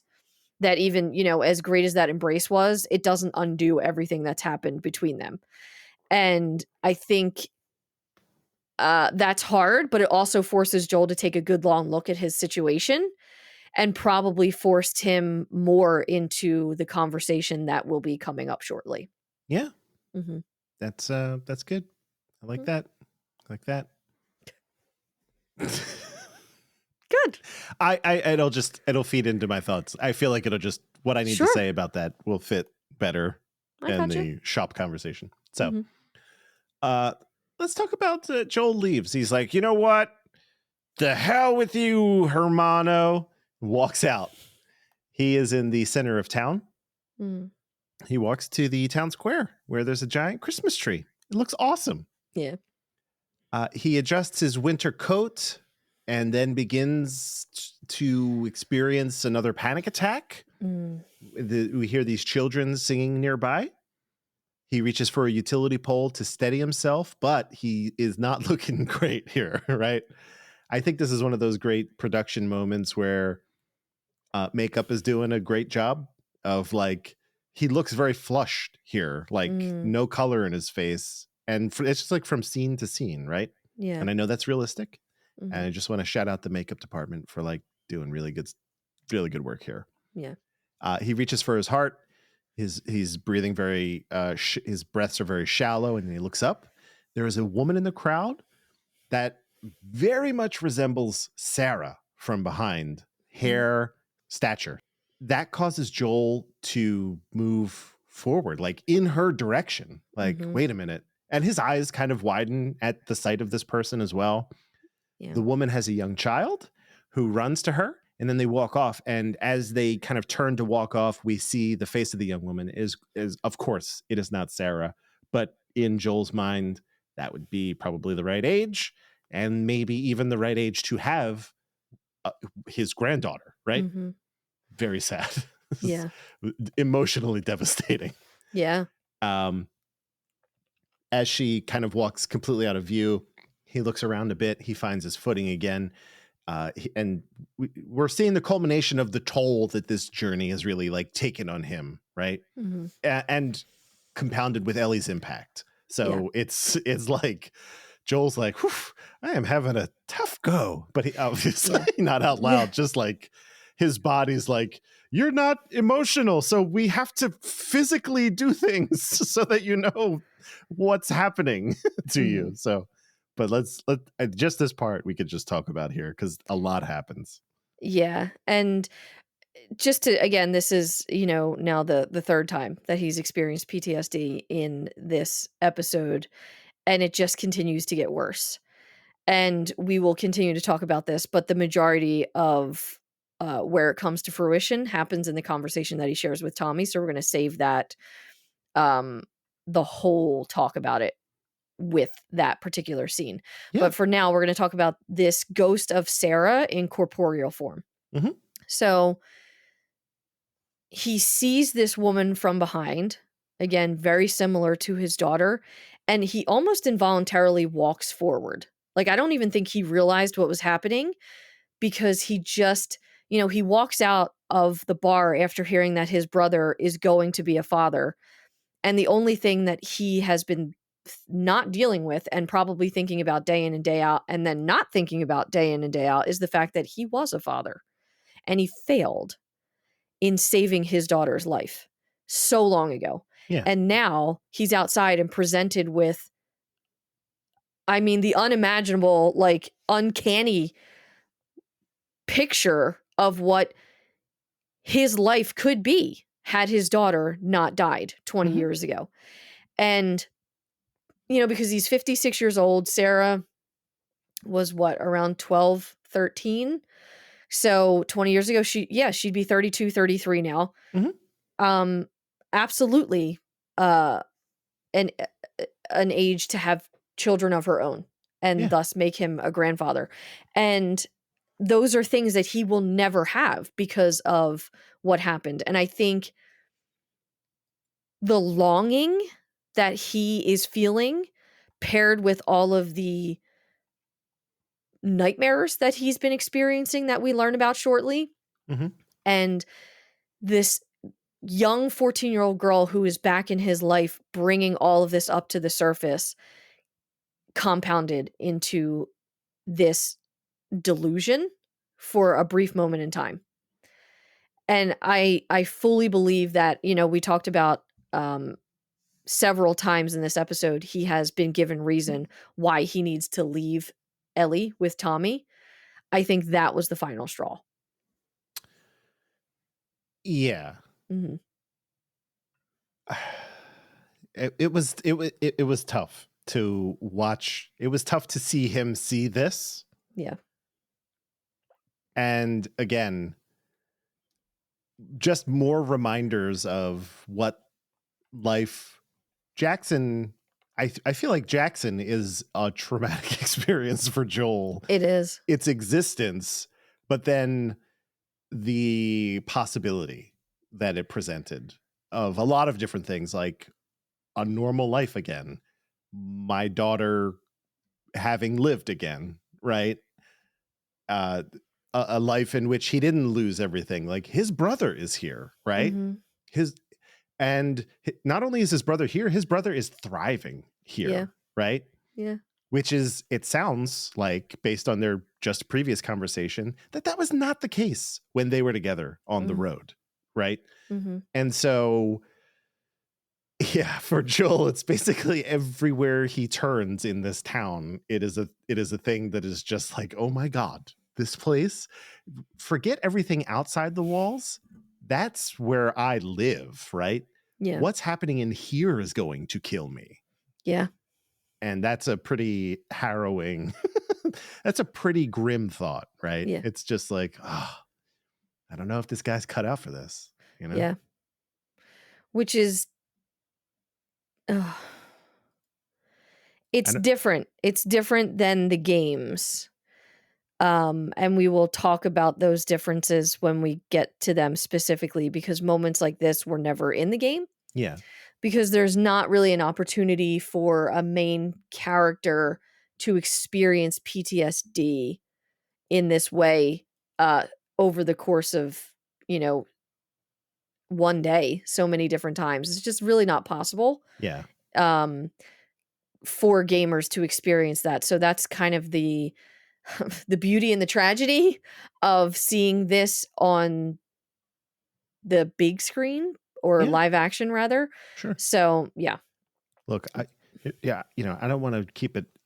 I know we said we wouldn't do too many tangents, but I don't know when we're going to have the opportunity. I don't know when I'm going to have the opportunity to ask this question again. What do you think Joel would have been preferred to be called as a grandfather? Grandpa? G-pop? G-dog? Bubba? What the fuck is Bubba? Pop-pop? I Grandpappy? Gramps? I could see Ellie would definitely, obviously Joel would not be Ellie's grandfather, but I could see Ellie calling her grandfather Gramps. So I feel like any children that, if things went differently, I could see Gramps being just because I don't think he'd like it. I don't know. I feel like probably a Pop-Pop. Pop-Pop? Just keep it simple. Pop-Pop. He could be. Or Pop. Hold on. I want to make sure I conjugate correctly. Hold on. Abuelo? Oh, right? I don't That's know. the Spanish for grandfather? Because it's abuela is for grandma, grandmother. Yeah. Right? Maybe. I don't know. I'm just, look, I don't know. I just wanted to, I thought it'd be a good thought exercise. Hey, listeners, let us know what Joel would be called. Yeah. By his grandkid. Plural. Well, at least one grandkid. His potential grandkid that was right there. What would that person call him? Yeah. You say Pop-Pop? I say Pop-Pop or Gramps. All right. Just reluctantly be called Gramps. He'd be like, reluctantly, yeah. He'd be like, fucking kids, stop, Ellie. These goddamn kids. Yeah. Making me feel old. Fair enough. Yeah. All right. So yeah, again, I don't believe we'll have another opportunity unless the show presents many phantom grandchildren in the future. I have no idea what the show has in store for us, but hey. Surrogate grandchildren by a stranger. That's right. Yeah. No, interesting. No, I never even thought of that. So I like little fun thought exercises like that also break my heart. So thanks. You're welcome. We're in the house now. So we see a cork board. We're in a young teenage girl's bedroom from a long time ago. All sorts of teenage heartthrob paraphernalia all over the place. Stay cool, never change is funny considering the actual physical changes that many people who ended up being infected went through. Snap.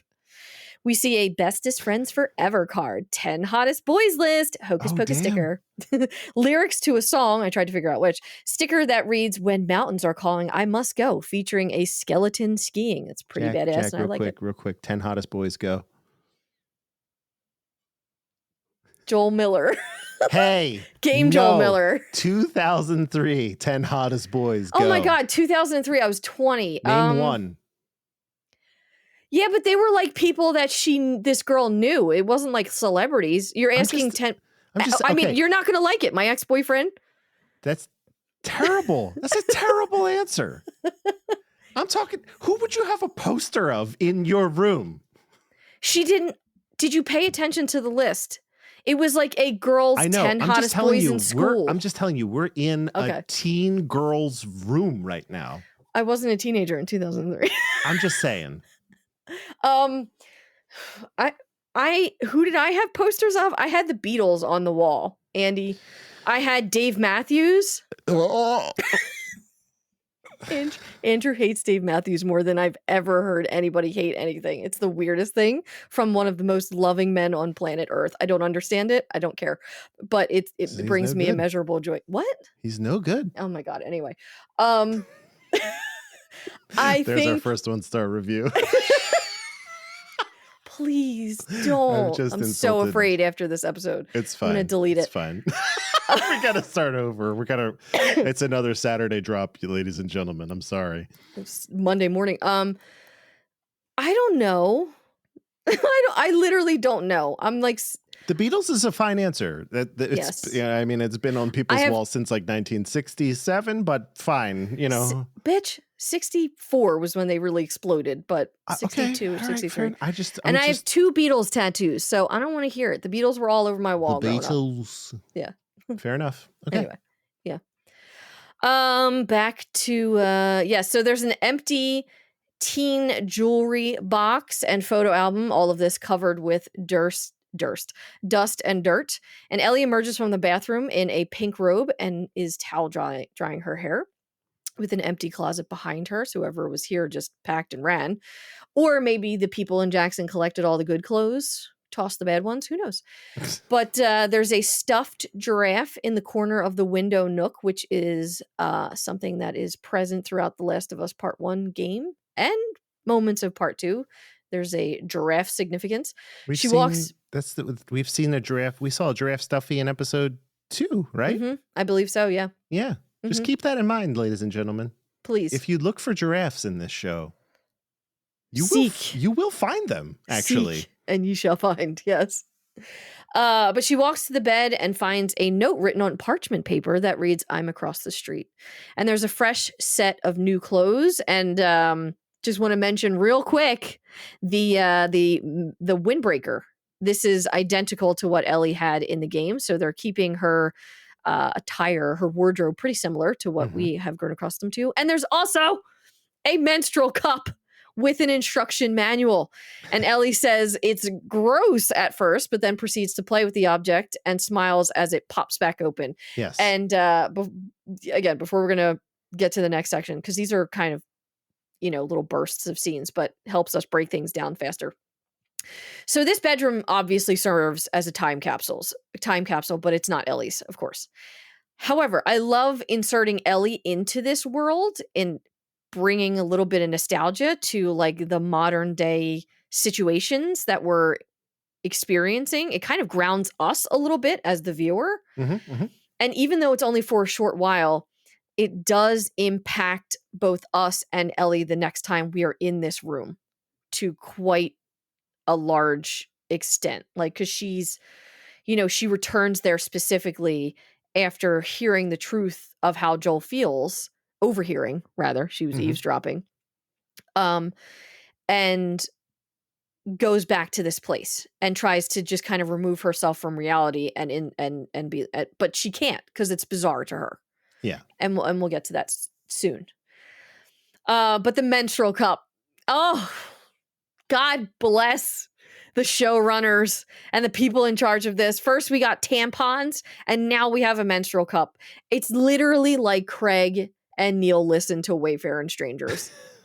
It feels that way. It's like that, or I mean, I'm not discounting that they may have, or somebody may have, but I'm also, it's also like they might have women in the writer's room. That's all. I very much hope for that. It's just as, if you're talking about like Neil and Craig listening to Wayfaring Strangers and having women in the writer's room, it's like they're like it's like neck and neck. It's like a photo. Like it's really hard to say which one is better than the other one. A photo finish. That's what you're talking about. Yeah, I just feel like I got to give it to Wayfaring on this one though. You do that. Okay, good. You don't have to. I can't. Yeah, it's fine. It's fine. I understand. My head would just inflate. So let's not. Yeah, let's not. I feel like I just got to give it to Wayfaring on this one.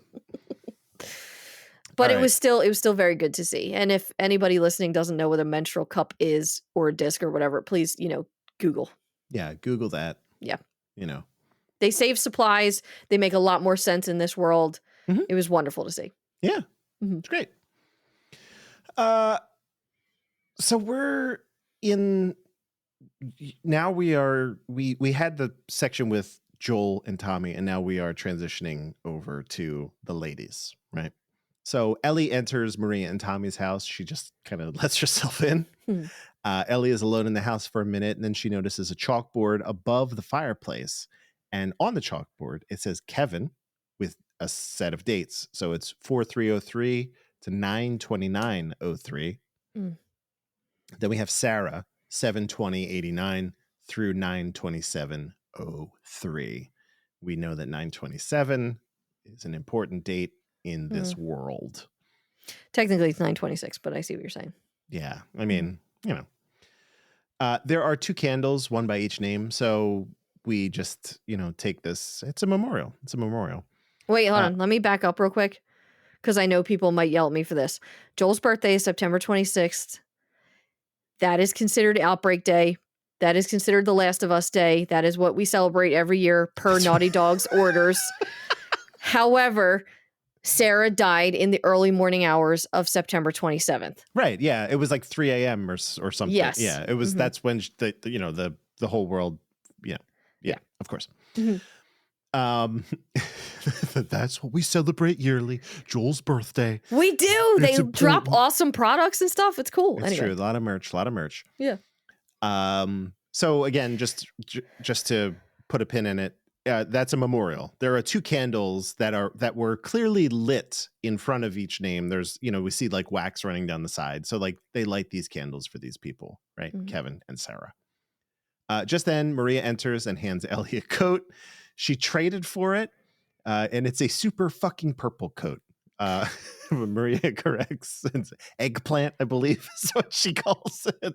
Yeah. Which is accurate. It's just a funny word for a color.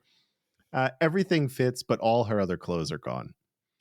Maria offers to cut Ellie's hair after talking with her about getting the weirdest fucking gift ever.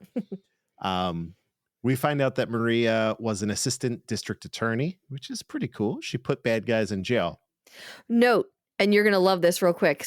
A Better Call Saul account tweeted this today and said, is this a Better Call Saul spinoff Easter egg, saying that Maria was an assistant district attorney out of Omaha, Nebraska. So if you've seen Better Call Saul, you know what we're talking about. If not, carry on. Fascinating. I love that idea. Love that idea. Mm-hmm. The memorial that Tommy made comes up in conversation while Ellie is getting her ends trimmed, I guess you would say. Ellie assumes both names are Maria's children, but Maria says only Kevin was her kid. Sarah was Joel's daughter. Ellie's face sort of kind of falls blank here as she absorbs this information. Again, she's been on the road, according to Jackie's timeline, with this fella for about 4.5 months. No mention of a daughter. So this is news to her. Maria realized that maybe she shouldn't have said anything about this, but it's too late now. But Ellie says it explains a lot about Joel. They go back and forth here about Joel. Ellie stands her guard and really goes whole hog on like defending Joel, even so far as to throw Tommy under the bus as well. Like, you don't like what Joel did. You don't trust what Joel did, but Tommy was there too. Mm-hmm. And Maria acknowledges that. So, turnabout is fair play. But Maria does mention that Tommy was just following Joel. And again, this comes back to character trait of Tommy's. He's a joiner, right? So I think that tracks, right?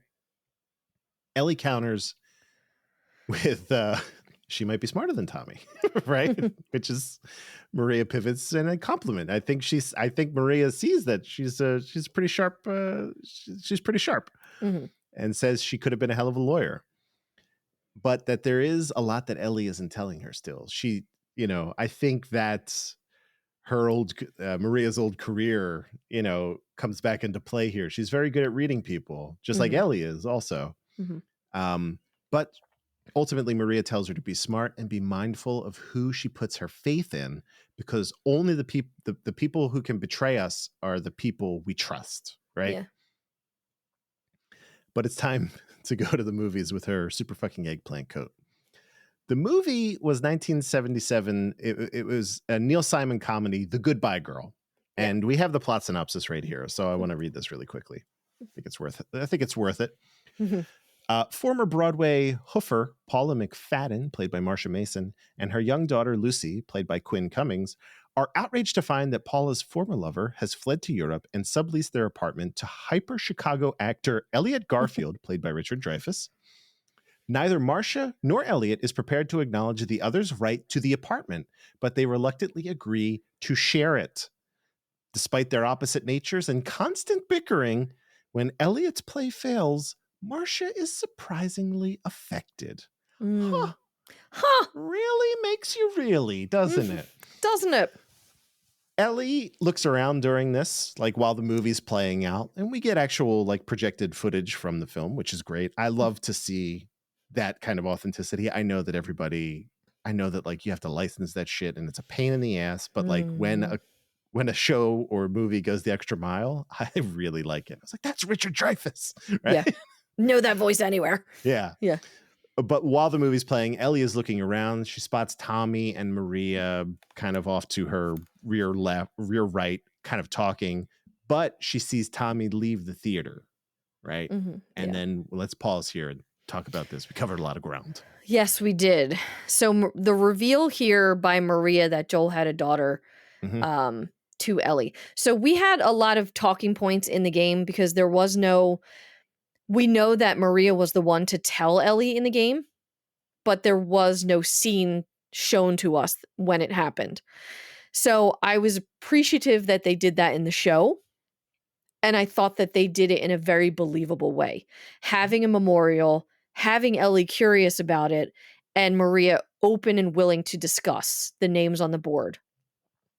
The fact that Maria was a mother once before, and now once you're a mother, period. Yeah. But now she's going to have another child after her son died, 2 days after Sarah died, which was 3 days into outbreak. So he didn't survive that long either. So there's also this kinship between Maria and Joel that is also not being addressed. Like, she is a parent that experienced the loss of her son. Joel is a parent that experienced the loss of his daughter. And you would think that common ground would allow them to have a conversation with one another that wasn't so full of like ire, to the point of where Maria is going behind Joel's back and saying these things to Ellie. But I think Maria's instincts to protect a child's well-being are into overdrive. And she knows that Ellie's not Joel's biological daughter. Yeah. So she can do that. Yeah. Yeah. So overall, not to belabor the point too much, in our discussion about this, when in the game, when you meet Maria, it is also at the dam, right? And the same deal happens. Tommy and Joel split off, and Ellie and Maria split off.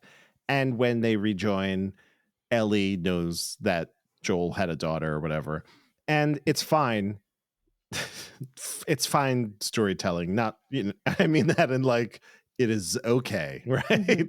This is head and shoulders above that in terms of, one, because we see it, and two, it is in keeping with the characters all around. Like the memorial made by Tommy, the names written in chalk, which there's a lot you could talk about when you write something in chalk, mainly Mm-hmm. about impermanence, right? Sure. And just how the information was conveyed overall, mainly through Ellie's curiosity, which we've seen demonstrated many, many, many, many, many, many times so far in the show. So Mm-hmm. loved it all. It was Yeah, great. it was great. And kind of segueing from that, so again, Maria speaks in riddles that are not so riddle, and at the same time dismisses her husband's roles in these atrocities that she has learned from Tommy. Mhm. So I I I want to be a little vague, unfortunately, for everyone who's not aware, but it's like she's willing to excuse her husband's role while condemning Joel and basically taking maybe that unease or maybe that to an extent like that discomfort about Sure. her husband's history and put it all on someone else. Like, oh, it was Joel's fault. And this is coming from someone who used to be an assistant district attorney. Like this, most of the time, those people you cannot run circles around. You cannot bullshit them whatsoever, Yeah. and you're not going to change or mold their opinion because that's how it is. I think the main difference that Maria might be seeing is that Tommy is and has made the effort to change, and Joel has not. When we meet Joel in Mhm. Boston, he's still doing all this shady shit. Like, Yeah, so I but she feel doesn't like, necessarily know that. well, I feel like we can potentially assume it if up until 3 weeks before we met Joel, he was talking to his brother regularly. You would assume that he is relaying that information to his wife slash girlfriend or whatever, whatever Maria was at the time. And so Tommy, again, he is a joiner or, whatever you want to say about him, right? But like Mhm. he is in this community and it seems like he is contributing meaningfully to it. Like when we see him, he's like helping to build a wall or like a house or some shit. You're like, oh, he fits right in. Yeah. Whereas like they offer that to Joel or, Joel arrives and they're like, this could be, you could be a part of this. And he's like immediately like completely shocked and triggered and like having a panic attack about it. Like, wait, this isn't what I do, So Mm. I think that might be her justification, at least Maria's justification for the excuse, right? Okay. It's an Sure. attempt at reconciliation of some kind. I see that. I see what you're saying. But I also think that all of us are guilty of rose-colored glasses too. Well, yeah, of course. I mean, So, again, when people tell you who they are, believe them. yes. And earlier in the season 1 or no, it was episode 2. Mhm. Tess, when she reveals that she's bit, she's like, "We're shitty people, Joel," right? Like that. So you just have to, like, Mm. take them at their word for that Yeah. sort of stuff. So, Yeah. yeah. All right. On a lighter note, the movie night in Jackson. So, in the game, Yeah. Joel and Ellie did not stay long enough to even get into Jackson in the Mhm. first game. So, but there was a mention of a movie night and all the kids would be watching that night. So it was nice to actually, one, see them in Jackson and experiencing that for ourselves, and two, that they brought that element from the game into it, because I was always very sad that was never included. That's right. Again, media are story. What persists? Stories, right? Stories. Hmm. I don't know if these kids are into these Richard Dreyfuss films, but hey, I'm sure they Yeah. would rather see Jaws or some other Richard Dreyfuss movie. But hey, Yeah. who am I? Yeah. Oh my God, Jaws. Yeah, show these kids Jaws. Anyway, so Ellie, and speaking of the movie, Ellie wasn't paying a single attention to a word of that film, and Mhm. her mind must been like just going a mile a minute, and her emotions all over the place, as we have seen time and again this whole section. Mhm. And as she's looking around and paying attention to everything, it's no surprise that she ends up leaving.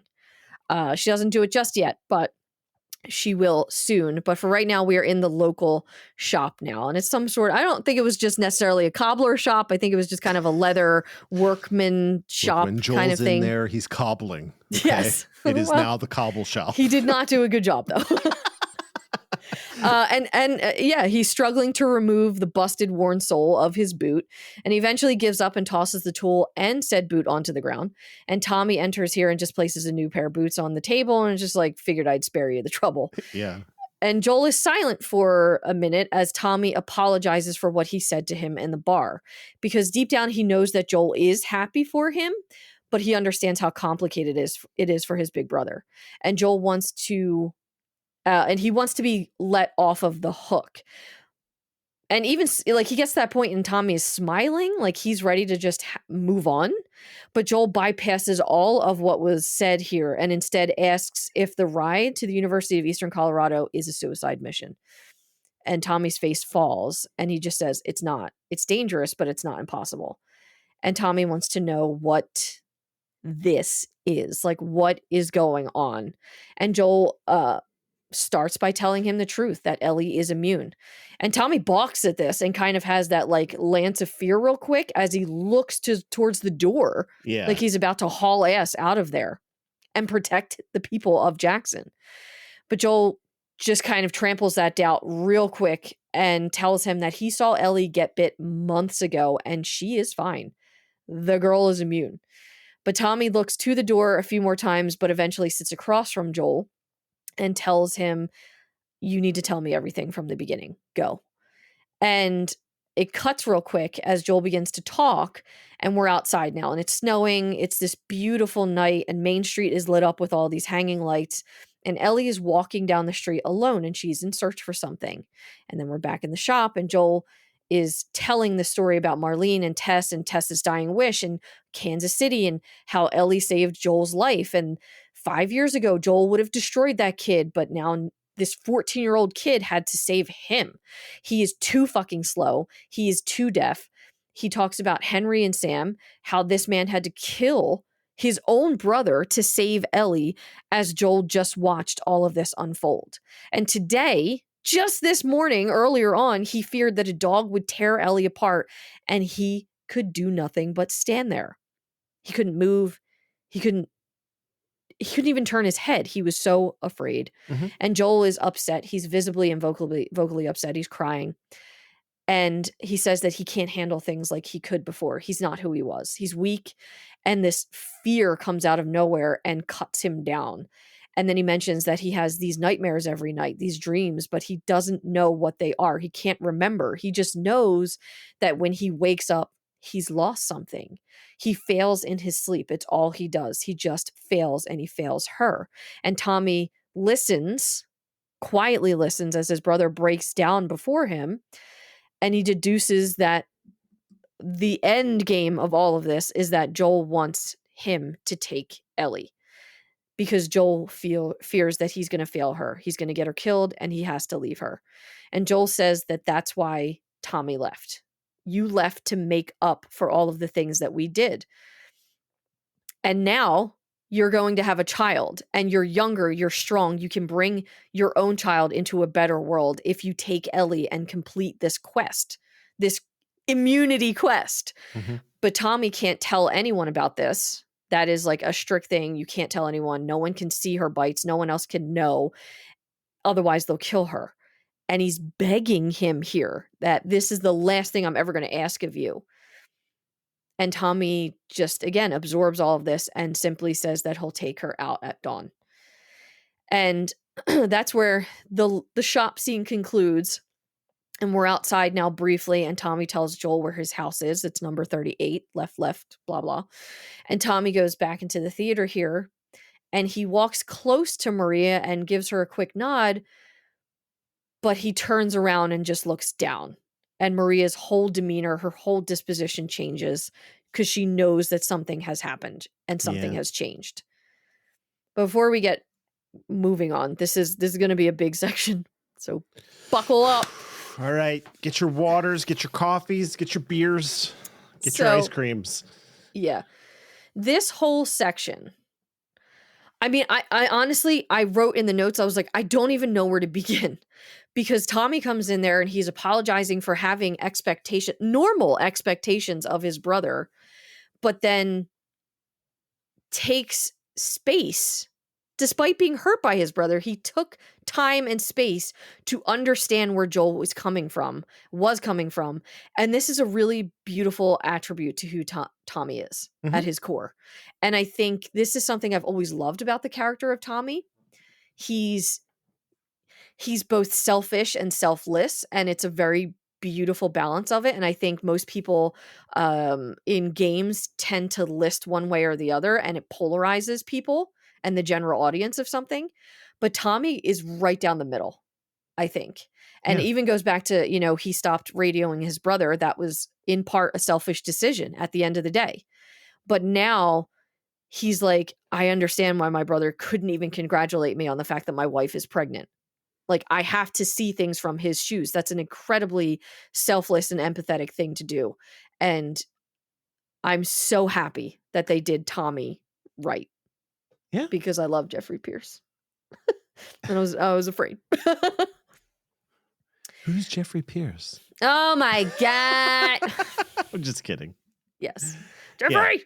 that was good. That was really really well said. Again, yeah, it's so it is also a testament to the characters and the writing that like what is said offhandedly and sometimes in anger or self-defense, it's Sure. like that's, I feel like that has always been Tommy and Joel's relationship, potentially, even from like slightly razzing each other in Mm-hmm. episode 1, right? Mm-hmm. It's like, it's like, oh, he loves you. And then it's like, no, he relies on me. He's like dependent on me. Or, Yeah. like they have they've always had a very like kind of playful banter. And I guess that scales up into if it escalates like this, right? Like things are said that were not meant, but are still true. But it is great that Tommy was the one who was like, this is my only brother, right? Yeah. And I love him regardless of if I don't love everything that we've done. And yeah, it was a great moment. You know, it was short-lived, but a great moment. Yeah.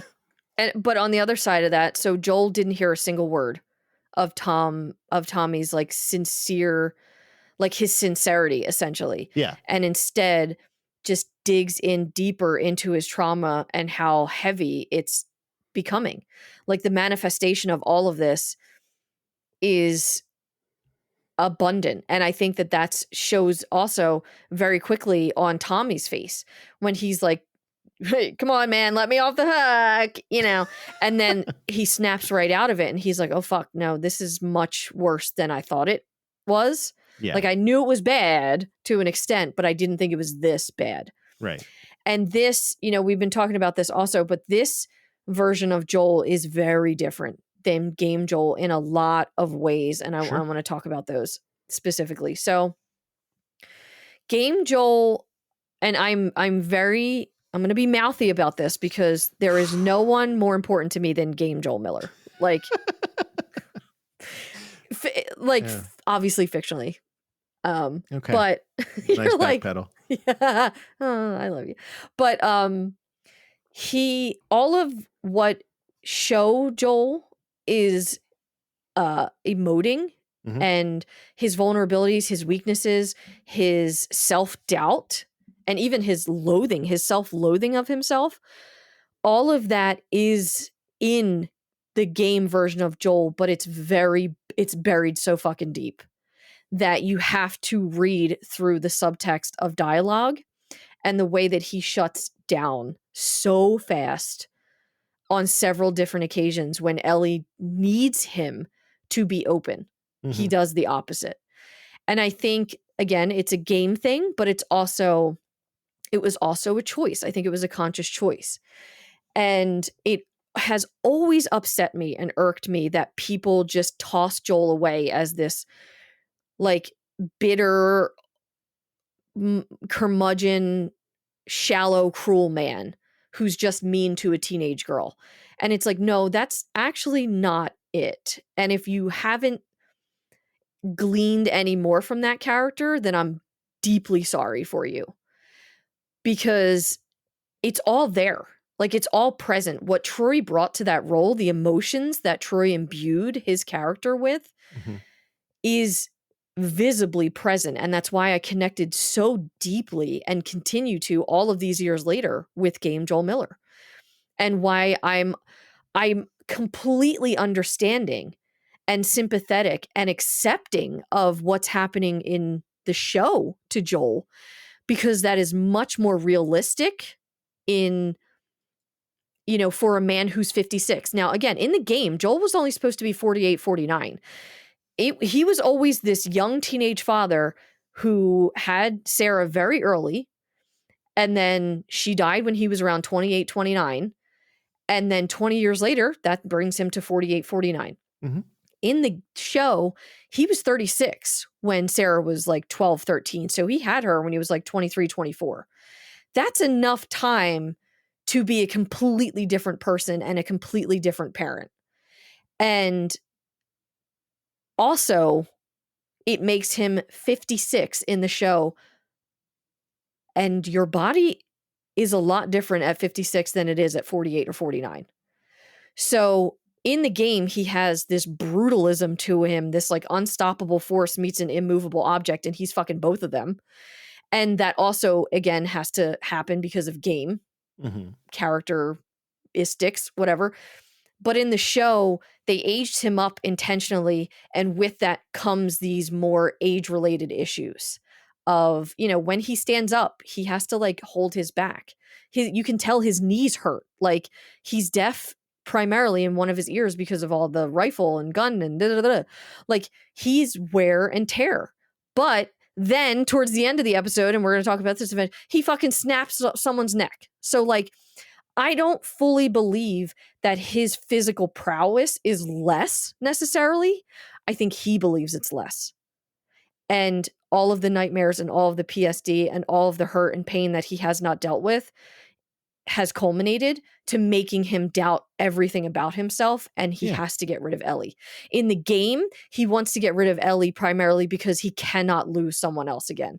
And it's the same for the show, but it's also the age stuff and the self-doubt and the self-loathing. It's the same, but it's also slightly different.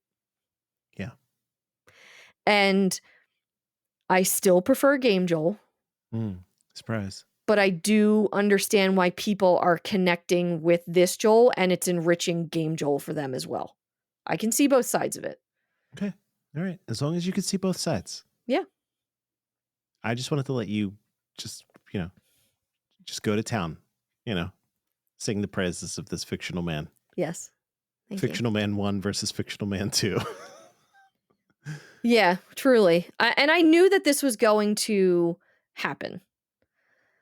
Dissonance is one of my favorite words, and I think that it happens more often than I believe it does. And I actually quote a Twitter user later on in this show that kind of brought me a little bit of validation for how I'm feeling about things, and we'll get to that. But okay, it was hard seeing Joel Miller like this for me. It wasn't pushback, I'm disappointed, I'm mad hard. It was just different for me to experience this character that is a monolith in my head in this way. I can certainly see that. Mm-hmm. In the game positions him as stoic to the point of it almost being a superpower, right? Yeah. And it really depends on how you as the player or the viewer, depending on what your medium is here, can relate to either one of those things, right? I weirdly, maybe not weirdly, right? I like these changes a lot. Sure. I think that for the sake of expedience of storytelling, right? And just like what this would do to a person for real, Yeah. right? Mhm. It all feels very authentic. I as far agree. as I'm as far as I'm it is. concerned.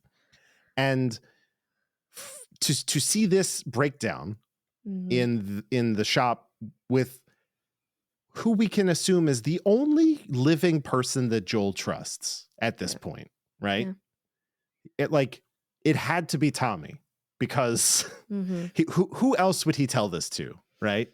Yeah. No, there's nobody. So either this conversation happens, or literally Joel has a heart attack and dies at like outside the gates of Jackson somewhere, right? Yeah. Those were basically the only options. And so I find myself drawn to this guy who feels a little bit more I mean, like at the very basic level, like human. Like, Yeah. not that I am him, but it is an aspirational, it, like when you play Naughty Dog also makes these games Uncharted, right? And there's this guy who can do seemingly impossible parkour. However, when he does his parkour, he'll hit the wall and he goes, ah, like, oh, I would make that sound. Also, No. Yeah. maybe I could do this parkour. I would It's just just splat. enough. It's just enough. Yeah. So all that is to say, I really like this. Mhm. I find myself continually each week, I feel a little bit more pulled towards what's happening on the HBO side of things, despite having quite a fondness for the game as well. That's all I'll say. Yeah. And that's I've read sentiments along those same veins, and I read. I'm actually lessening the amount that I read in general, Mhm. like articles, Reddit posts, even TikToks and things like that, because it's influencing too much of how I feel, and I want to retain my own thought process in this Sure. without feeling like I owe anyone anything. But my authenticity when it comes to how I feel about this whole story and Yeah. how it's being presented to us in a different way. Spoiler alert, I read zero about this show Yeah, because you I really don't do. want, I mean, like, I have like a queue of podcasts that I would love to listen to about this show, Yeah. that when we're done, I'll go back to, but I Mhm. cannot at this moment. Yeah, speaking of, I did stop listening to the official podcast because I felt it was getting too much into how I saw things and then inevitably would talk about them with you. Because that's a side of this show that we won't ever know because we weren't involved with it. Yeah. And I don't want that to cloud these opinions because all of this is new for us. It's not for them. Yeah, They I would. wrote it, they shot it, they did all of it. That's certainly part of the list for me. Is like, I would love to hear from those people, but I can't hear from them while we're in the middle of it. I can't. Yeah, so I stopped. And people love to send me articles and Reddit posts and all of these things, and I'm like, I'll save them, but I'm not reading them Yeah. now, so don't expect a reaction from me, essentially. Everyone, I promise, I have bookmarked them. I have bookmarked it all, and I will. I 100%. But I have to get through this without the seed of someone else's idea in my head, because I'd be like, oh, that's a good idea. Maybe I'll run with that idea. Yeah. And I don't want that. I don't want that at all. I don't want that either. Yeah. I see a Twitter post here and there, and that's fine. Speaking of Twitter posts, the line that Joel says to Tommy, when I wake up, I feel like I've lost something. Pedro wrote that. Wow. Yeah. Okay. And that right there I'll inspires that. the confidence that Pedro knows this character, I think, better than I certainly gave him credit for. I will, eat crow on that. Yeah. But a lot of people kind of, and I don't want to dismiss anyone ever, because we all approach and absorb and create content based on our preferences. But I see a lot of like just funny edits and fan cams and this, that, and the other. And it's all, just like daddy this and daddy that. And that's all great and all. And I'm a fan, but like, there's more to it than that. Like, he's bringing way more substance and depth to this character than just like hashtag Daddy Pascal. And it's like, let's pay attention to more than that. You know what I mean? Like he's gonna be there, you know, and he You could loves do it. both. Get you a guy who could do both. Yes, Pedro. But yeah, anyway, so the PTSD was exhibited um to kind of conclude that part of this show, because that's Yeah. where we're at. Partially because there's still that one more conversation. But I think having those moments of panic culminating to this very quiet, sad moment of vulnerability Mm-hmm. was a really beautiful way of showing what he's going through. Yeah, I like it. Mm-hmm. I like it. Ellie walking down the street in search of something, of course, something named Joel, because of how well she's able to read a room. This continues here. And this includes Maria's ominous take on Joel's character. Mm-hmm. She's incredible. Again, her intuition, her people skills are like fucking next level for someone of her age. And I do think that comes because of the world that she's been that she grew up in and Yeah. has learned. But the way that Joel has been feeling this whole episode, I think Ellie's been feeding off of that quietly. And now it's culminating for her. Yeah. So she can't take enjoyment in a movie with other children. She doesn't want to be a part of that. That's not the only thing that's important to her right now is, does this guy even fucking care about me, or is he going to drop me on, the next chance that he gets, the first chance that he gets? Mm-hmm. Mm-hmm. And what am I going to do with that? How the hell am I going to process that? So just beautiful character moments all around. And last, Tommy agreeing to take Ellie despite all that's on the line, because at the end of the day, no one, like you said, no one knows Joel better than his little brother does. Yeah. And I do not believe that Joel guilt tripped Tommy here. He begged him. Whereas this is a little bit different in the game. And in the game, there's more anger from Joel. Mm-hmm. And there's more, like he literally shoves his brother up against a wall and he's just like, you're alive because of me. And I need you to do this. Like, I don't want to go into why, but I need you to fucking take her from me. I can't do this. Yeah. And it's still a powerful moment and one of my favorite moments, but it is much different in this game. In the show, rather. Yeah. Yeah. I liked it though. Yeah. I liked it. Mm-hmm. I like both. Maybe I like this one better. I don't know. Time will tell. Time will tell. Just have to add that in there, don't you? I don't know. We'll see. We're gonna go to the house now. Was it number 38? Is that the right one? Yeah. Sure was. Joel approaches the house that is assigned to him and Ellie. Sees that there's a light on upstairs, so he stops for a moment outside. Then we see him slowly make his way up the stairs. Joel calls Ellie's name first before entering the bedroom. When the door opens, we see Ellie is reading a journal talking about the bizarre lifestyles of teenagers who came before her. She asks, why is he still here? And she says, just leave already. Like, he asks what she overheard. And she says, I have to leave her. You have to take her. She talks of how she stood up for him today because she thought, and then cuts off. She gets cut off, right?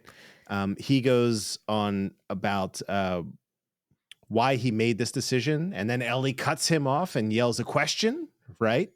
Do you even care about me, right? And he admits that he does. And what is he so afraid of? And this is where things get a little heavy. Ellie says that she's not Sarah. Maria told her about Sarah. And he and Joel, something different has happened in his face area, right? Yeah. He says, don't say another word. The conversation about loss comes up. And she says she's very sorry, but she's lost people too. And then Joel, this is a very signature line from the games, and I thought it was delivered really well here, maybe a little bit better in the games. He says, you have no idea what loss is. Hmm. She breaks down here a bit and she shoves him during her declaration. Like everyone she's loved or cared about has either died or left her, except for you, Joel. She wouldn't be more safe with Tommy. She'd just be more scared. Joel keeps quiet for a moment before telling her that she's not his daughter and he's not her dad, and they're going to go their separate ways at dawn. And then he leaves and slams the door, and Ellie is alone, which, as we have come to understand just an episode ago, is the thing that scares her the most in this world, right? Joel enters his bedroom and sits. Then a memory comes to him, decorating the Christmas tree with Sarah. And we see, it lingers a little bit on his unbroken watch, like his wrist and hand putting decorations on the tree and stuff like that. She places a turtle dove on the branch. He continues to remember here. There are tears in his eyes. We do get to see a brief glimpse of Nico Parker here, which is really nice that she was able to come back and not come back, but obviously she is credited in this episode, which is, great.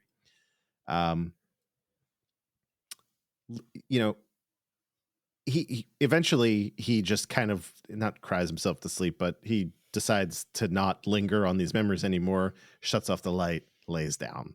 So let's talk about this. This is by far and away the heaviest moment in the show yet. Yeah. And it comes and goes so fast, just like it does in the game. And this is an enormous moment in the game, probably one of two, to be perfectly honest. And I'll mention some of the slight differences later on. Yeah. But I want to discuss the conversation first, and then we'll move on to the impact of the conversation. So Ellie is laying her emotions bare here, and Joel is shutting her down. And he shuts himself down in tandem. But we understand why. We know why, despite how bad it hurts for him to go through with this and what he is saying to her. So this conversation, it was a little bit, fuck it, we're just going to talk about it now, comparing it to the game.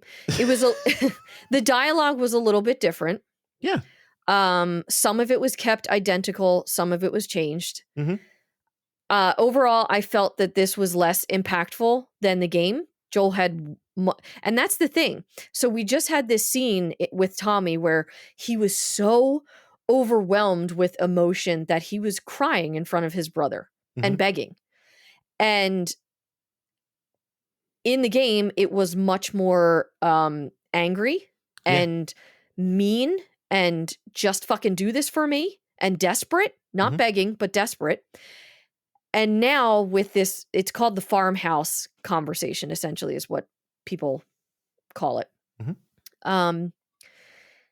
And this moment in the game, Joel is, he has tears in his eyes when he is saying these things to her. And he is leaning forward. Whereas in the show, he's kind of tilted back a little bit. Like he's away from her. So there's like this weird opposites, like it's opposite day or something happening. Which is why like I love the scene in the shop with Tommy more than I do in the game. Although I love that one too. So I'm the worst person to talk to about this. Yeah. But in the game, this breakdown, this conversation between Joel and Ellie is better because there is more emotion involved. I think Bella Ramsey laid all of her cards on the table, just like Ashley Johnson did. So I have absolutely no notes, but I think Pedro held himself back a little bit. And, in the post-show conversations, Bella talked about how they worried so much about this scene. Like she even worried so much she lost sleep over it. Yeah. Because of how monumental it was. And it's just interesting that I still felt the impact, but to a lesser degree, given what just came before it. I expected it to supersede it, essentially. I think this is probably just Joel deciding who he wants to be for certain people, right? I think like we just talked about, like Tommy is the only person that could happen in front of, right? Yeah. And so when Joel returns to have this other difficult conversation, he is probably feeling some modicum of relief that Tommy has agreed to do it, right? So like Yeah. that's a weight off his chest, off his, that's like one less potential panic attack for him. He's like, okay, I could breathe for a second. Mm-hmm. Now who I have to be to her is strong and, a little uncaring, right? Like, because he believes he's doing this for the right reason. Yeah. And And now he has the green light. right. But he's also trying to convince her that this is the right thing. Like in his heart, he's already like, whew, Tommy's going to do it. And I 100% believe that he believes that Tommy is going to get her there and everything's going to be okay. Right. And now comes the part where he has to tell her, like, now my watch is ended and Tommy's going to get you the rest of the way and you're in great hands. Mhm. Right. So I'm going to shut down all the touchy-feely stuff. And he is completely minimizing his role in this relationship. Mm-hmm. And that explains his demeanor during this scene and her reaction, right? Mm-hmm. Where she's like, you don't get it, do you? It's like, and we get it pretty clearly right here where she says, I would just be more scared, right? Like, Yeah. it's not a matter of like getting there safely or who gets me there. It's like, you're the only person in this world that I know, right? Mm-hmm. So there's a lot of subtext For sure. Oh, yeah. in this whole exchange, like the scene that came before this scene, and the one that comes after it. Mm-hmm. And we see our characters go through a lot Mm-hmm. in a short amount of time and realize and learn a lot about themselves as well. So I really like this scene only because it was like, to Joel, it's like, of course this is the right thing to do. Like, Tommy's my younger brother. He's great at this stuff, right? Yeah. Of course, he's not sniping people from 300 yards away or whatever he said, but like, he knows the way. This will be great. Yeah. So, just side he's note, like, the I light just need behind to- you died. Classic. That's fine. Hey, I saw it like flash red and then die. Production. What did We you tried. do? Yeah, that's what happens when you record for 3 hours. It's not 3 hours yet. Shush. I'm looking at the notes and I'm looking at the time and it's seeming pretty likely. No, I absolutely love what you said. And when you take into account, again, it's hard to compare. It's hard not to compare for us. It's very hard not to compare. Especially the scenes that keep identical points of view and dialogue and breakdowns. Mm-hmm. In the game, Ellie takes off after just kind of realizing offhandedly that Joel is going to dump her on Tommy. She gets on a horse, she races off. Joel and Tommy have to find her. They go through, a combat battle because video game. And then you reach her, you're in this ranch, this farmhouse, you have this conversation. But the conversation Joel just had was an angry one with his brother. Right. And then he was kind of like deflated and settling into that decision. And then Ellie leaves.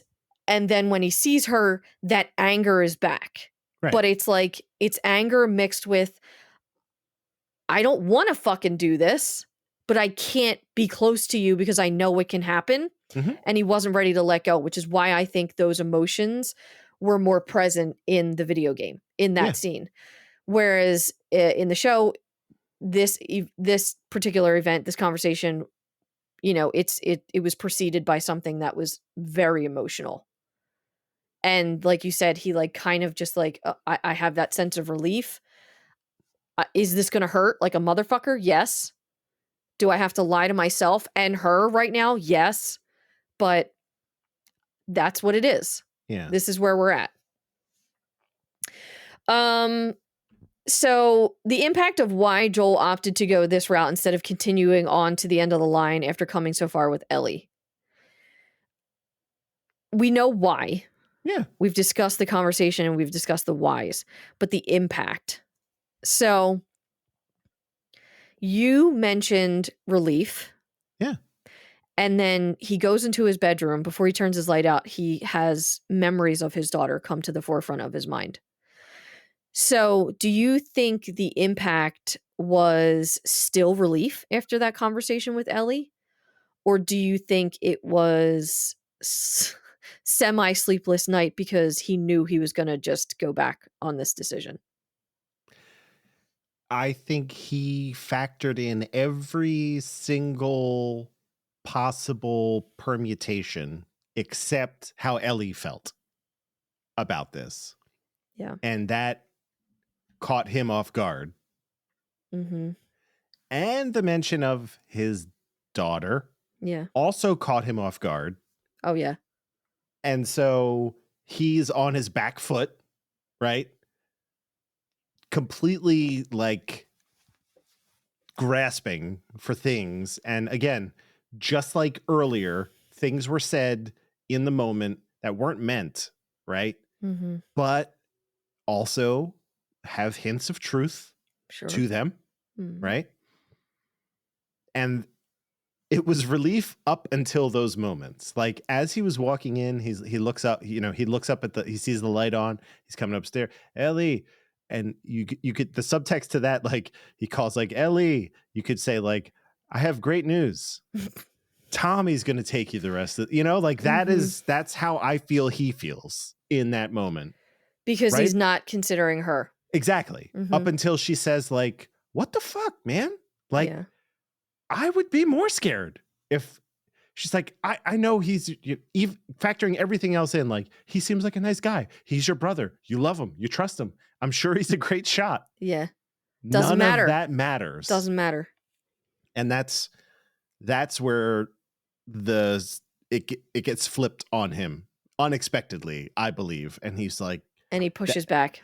Right. He pushes back in a way, the same exact way he pushed back against his brother. It is his nature to do that when he feels, when he feels threatened, he knows, when he feels physically threatened, he knows exactly what to do, except recently, right? But when he feels emotionally threatened, he takes the same kind of approach, which is just hurt whatever is in front of me, right? Yeah. But he regrets that. Yeah. Inevitably, I think, in both cases. He ends up coming to regret those decisions. And so, hearing these things from Ellie, he was like, God damn it. Like, when he goes back to his room, he sits down, he has a memory of his actual daughter. Ellie is not her. I feel like he's factoring in a lot of things here. And he's like, shit. Yeah. When he goes to sleep, I can't really relate to this, but like you those voices that you say sometimes in your head that like, when I hit the pillow, I'm out. It doesn't matter what the day was like for me. Some people jealous. will just sit and be like, remember that time that you made a mistake in second grade? You spelled the word, I spelled a word wrong or something. Yeah. And that, that's kind of him, except he's like, man, I fucked this up. I fucked this all up. Yeah. And that's why we see him soon. Yeah. Okay. No, I love that. I honestly don't have much more to add to that because it would just be redundant. But yes. Two more notes before moving on to the next section. So I'm not an ornament expert. I'm not a bird expert. What? But it looked like a turtle dove that Sarah was hanging on the tree branch. And I just wanted to quickly say that turtle doves represent a gentle or loving person. So Sarah placing that ornament on the tree reminds us of all that's been lost for Joel as he sees glimpses of her. It was such a strong moment that instantly took all of us back to that time and simultaneously in the present. And in some ways, because I know there were so many people after what happened in the game between Joel and Ellie, so many people that were so angry with him. And I think the show counters that potential anger from viewers by showing these moments with Sarah. Yeah. And then even down to the symbolism of a turtle dove. Like this gentle, loving person meant the whole world to him. And while Ellie is certainly abrasive and foul-mouthed and, a little dorky and goofy, like, she's still a kid.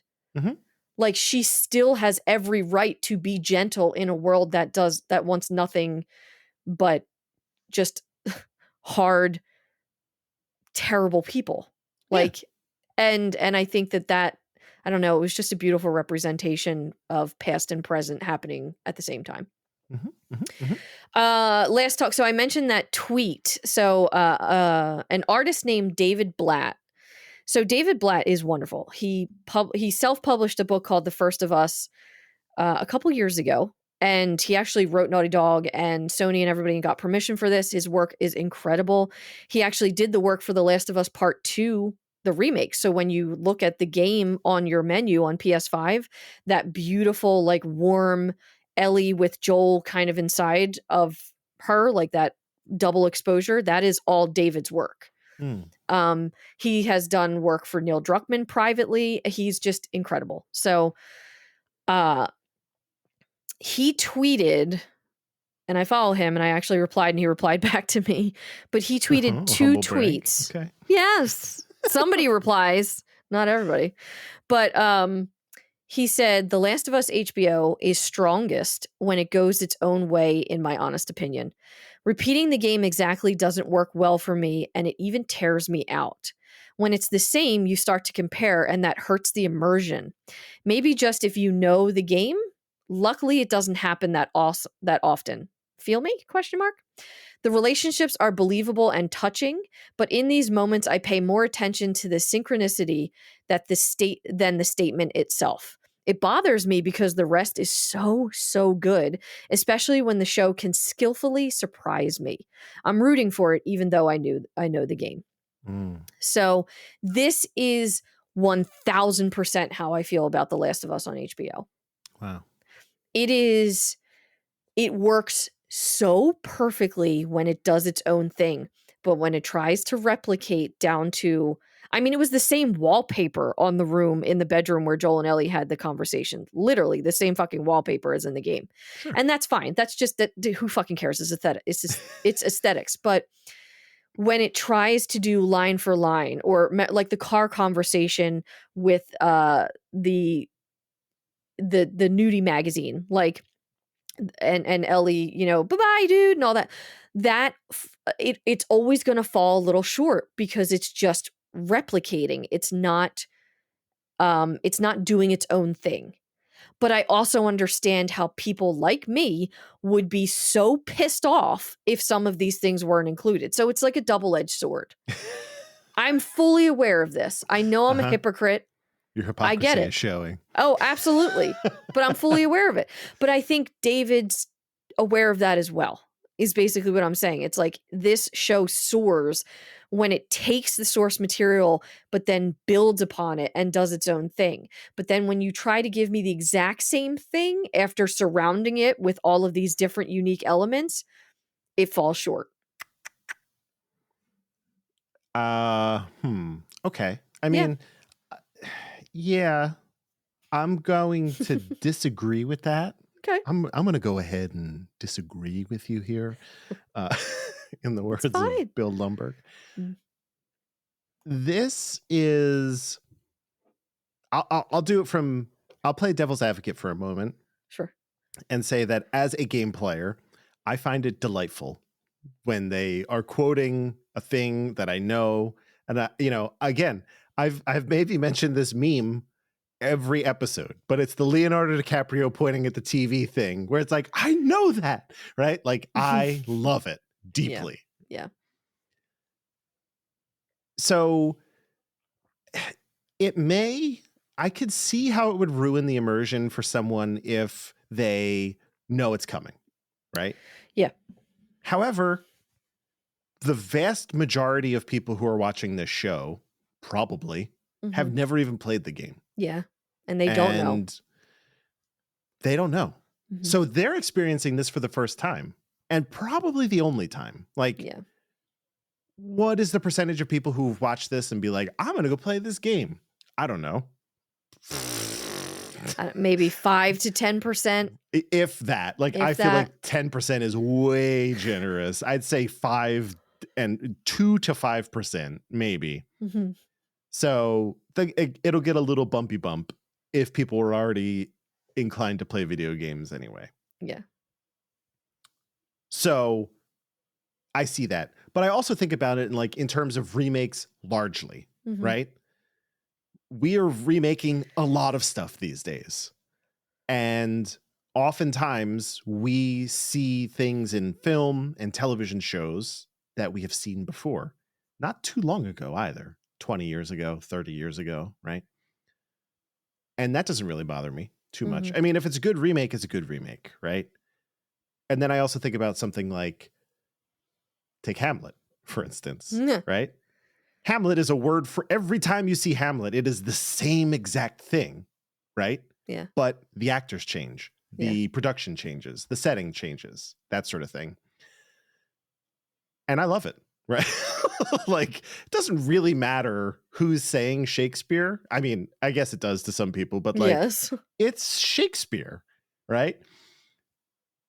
And I don't mind it. I don't mind a different interpretation. Oh, the best example is like Romeo and Juliet, a story that you've probably read in high school, that you are at least widely familiar with at a high level, right? Yeah. And then you watch Baz Luhrmann's Romeo plus Juliet, as it were, with Leonardo DiCaprio and was it Kate Winslet also? Or No, Claire Danes. Claire Danes. That's right. Mhm. I'm sorry. You know, I love that. I thought that was great. Like, yeah, they like modernized it and they changed a couple things, but I'm like, hey, I'm into this. Yeah. Right? Mhm. Is it Kenneth Branagh doing Romeo and Juliet? No. But I still like it. It's Mhm. great. So that's all I'll say. I could see that if you expect it and it doesn't live up to what you have in your head because somebody else has done it, that it might rip you out of it a little bit. But like, Yeah.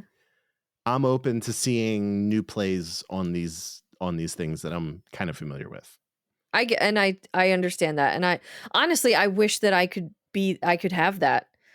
I think I'm too deep in Yeah, with the source You material. think you're too deep? I am too deep. I am in too Right. deep. Okay. But that's fine. I'm very happy here. I'm still loving the show, despite, having things that I don't necessarily like all that much or agree with. But how many times have I said on Wayfaring Strangers, like with a fictional property or fiction, anything, like constructive criticism is valid. Not like this stuff isn't perfect. It's not supposed to be perfect. And everybody who watches and experiences it is coming from a different background and a different emotional skill or emotional set of like just a different emotional range rather. Mhm. So it's going to vary, and I get upset when people are like, how dare you say anything wrong? It's like, no, that's not, you're not looking deep enough if you're not finding a single flaw in something. That's not reality at all.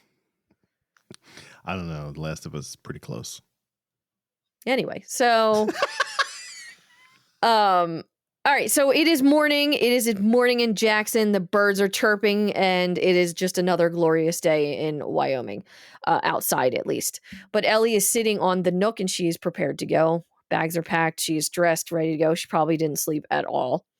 Tommy knocks and enters, and as she sees that it's him, her eyes fall just a bit. I think there was just enough hope left in her to expect that it might be Joel, but it wasn't. She quickly walks past him and goes outside, and Tommy just says stables, and that's that. And now we're at the stables, and Tommy peers back here to kind of see her real quick. But then they enter and stop because Joel is there and he is tacking his horse. And Ellie asks, or a horse, not his horse, but Ellie asks if he came here to say goodbye. Little snippy, of course. And he said, no, he came here to steal horse. Tommy says, I love this. I would have given you one. Yeah. But 30 minutes have since passed and he's still here. So Joel offers Ellie a choice and still believes that she'd be better off with Tommy, but barely through this sentence, she shoves her duffel bag into his chest and just says, let's go. Ellie goes to the horse then, and Tommy and Joel nod at one another, and then we are outside. So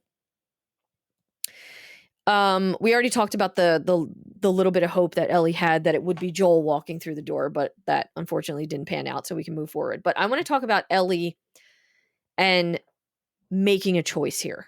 Mhm. And I tweeted this, and a couple people, I've seen a couple people like it or whatever. And I haven't listened to the podcast, so I don't know if this was something that was talked about, and I'm just kind of late to the party. This is our own party, okay? But This is a separate party yeah, down the street from the big party. yeah. And everyone's still invited, even the That's right. people at the big party. But This is where the after party is. oh, I like that better. But anyway, okay. So Ellie's given a choice here to choose Joel versus Joel choosing for her. Mhm. And this is important where we are at now for a multitude of reasons.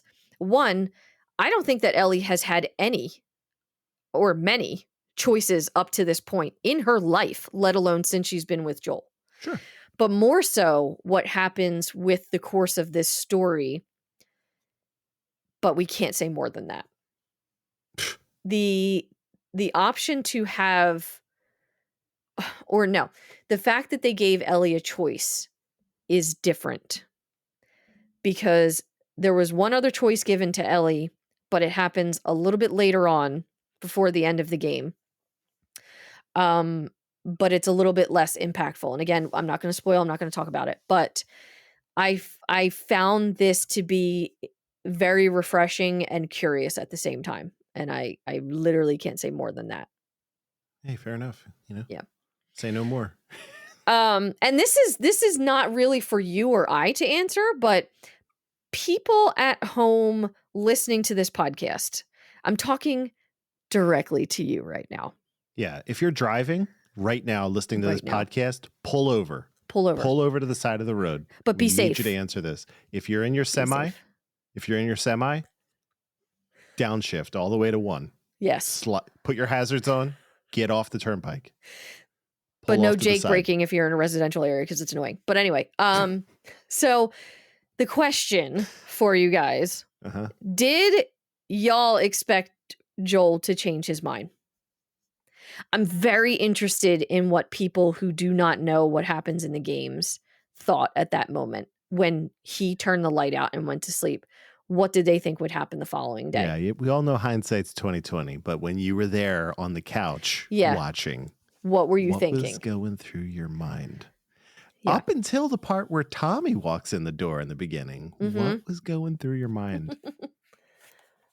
I'm very, very, very curious. So please write in and let us know. tloupodcast@gmail.com. Yeah. Or if you know us personally, text us. Yeah. If you just add a little timestamp also that we're at the 3 hour and 3 minute mark when we asked this question. You had to. Waiting on you. It's your next section. We're on the road, or going to be on the road pretty soon. We're exiting the stables. Joel boosts Ellie up into the saddle.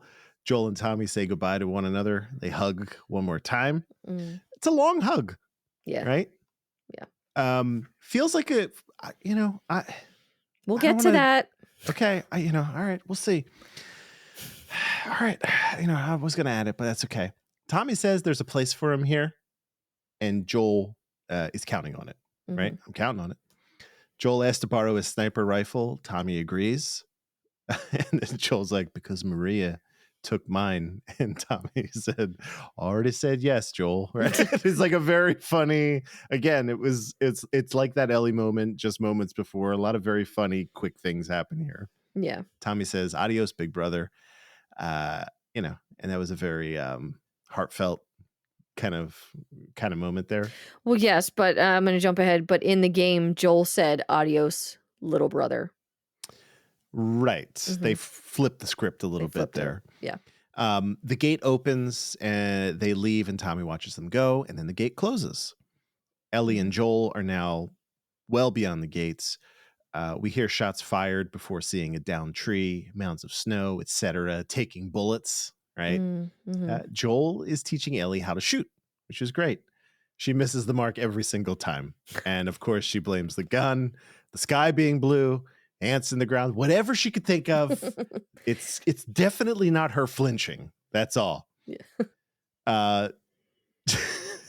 Joel reinforces that no, you're bad at this. Yeah. And he says he takes over. He's like, and he shows her the whole process again. Clearly, he showed her this once. She tried. She messed up. He's like, now watch here. And he's talking through. He's like, you gotta put your finger on it. It's like a very sensual description of how to work through this gun. And Ellie's like, you gonna shoot this thing or get it pregnant? Right? It's like, again, very, very fun. He kind of like, who is this kid? Yeah. Joel hits the mark like poof, dead center. We don't see it. All we see is Ellie's reaction. We see it. We do, but not in this moment. We see it in a moment. All we see is the camera stays on them. He takes the shot. She looks at him and she's like, you dick. Yeah. And he hit the bullseye in the word asshole, which is great, which is written on the target. They ride along to the sounds that we are familiar with from the game. Gustavo's kind of score here is very dreamy, very ethereal. I have talking points about this because the song choice they used at this moment was the song that's used at the end of the game. Yeah.